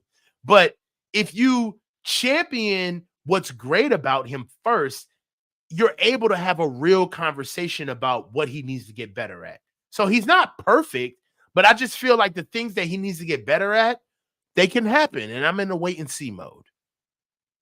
I think you're giving way too much credit for logic. I think what you just said is hated by a lot of people immediately, regardless of what your stance has been the whole evening. True. True. I understand. I know there's people who will hear what I say and have to say, shut up. We don't there's nothing wrong with his anticipation, but they'll see. Samir says if it's not too late for y'all, can you give me your top 3 for not elite QBs most likely to be elite in the future? I think it's going to be, you have to choose younger guys, obviously. So I think the 3 are the 3 that you probably hear about the most or have heard about the most on this show over the course of the last 2 weeks. 1, CJ Stroud's number 1. That's end of story. He's number 1. And then the other one is who the argument has been between. It's been between Brock and Jordan Love. Jordan Love, CJ Stroud, and dare I say it, fringe elite Justin Herbert. I think Justin Herbert's. I think he hasn't done anything. So. No, he hasn't done anything. Dan Marino didn't do anything for a whole career, and you just said he was elite quarterback, top 10 all time. So what are we talking? What do you mean he hasn't done anything? Dan Marino put a whole career together. Okay, so if Justin Herbert continues to do what he's doing, I'm tripping. Come on, I've had a little bit too much Brock Love. I'm tripping. I'm checking myself. Yeah, let's calm down a little bit. I'm tripping. I'm relaxing. Relax. I just said Justin Herbert's not elite. I jumped out the window for a second. Forgive me. I'm sorry. But I will say this. You know whose name I didn't say? 2 names I didn't say. Tua, Jared Goff, no. and Jalen Hurts. No. Jalen Hurts and Trevor Lawrence. True. I didn't say Trevor Lawrence, but on a talent aspect, I easily could. I feel like Trevor Lawrence has to show me something, man. I feel like Trevor Lawrence is on the fast track to Midsville. He is on the fast track to be a mid boy because I don't watch it. When I watch him, I don't watch him and go, "Oh my gosh, this dude I do not. is."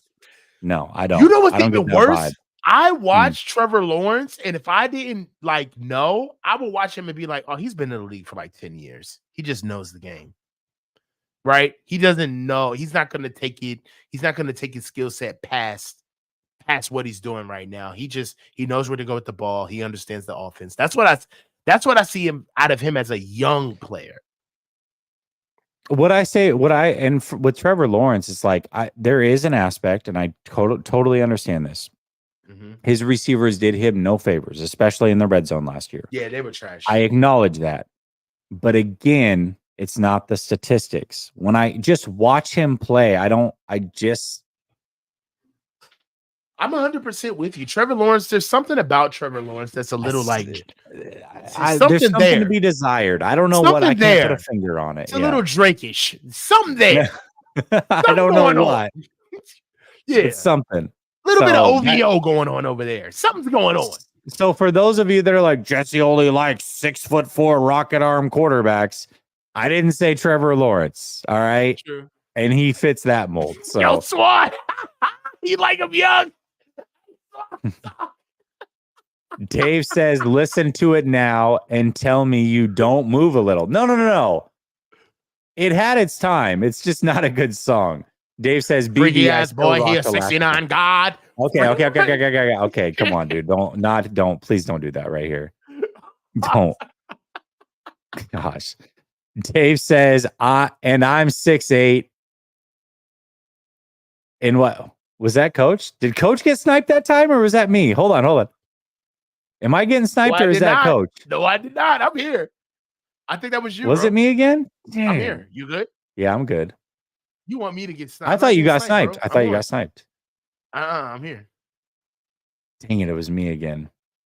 Mm-hmm. Oh, Coach lag. They said Coach lag that time. It wasn't me. You were dying for that one. Yeah, comment. I was. Yeah, I was waiting for it. Literally wanted that one comment. You got sniped. Dave says, and I'm 6'8" and white as hell. Are you really 6'8"? That's crazy. Mm-hmm. Dariush guy says, just got here. Had to watch OKC come back. Ooh. OKC came back on him. All right. Brother Bob says, random dislike, obviously. Well, okay. All right. Jeez, come on. You're wild. But I can't talk. But Brother Bob can just say whatever he wants in the chats. Dave says, missed a lot, Dariush.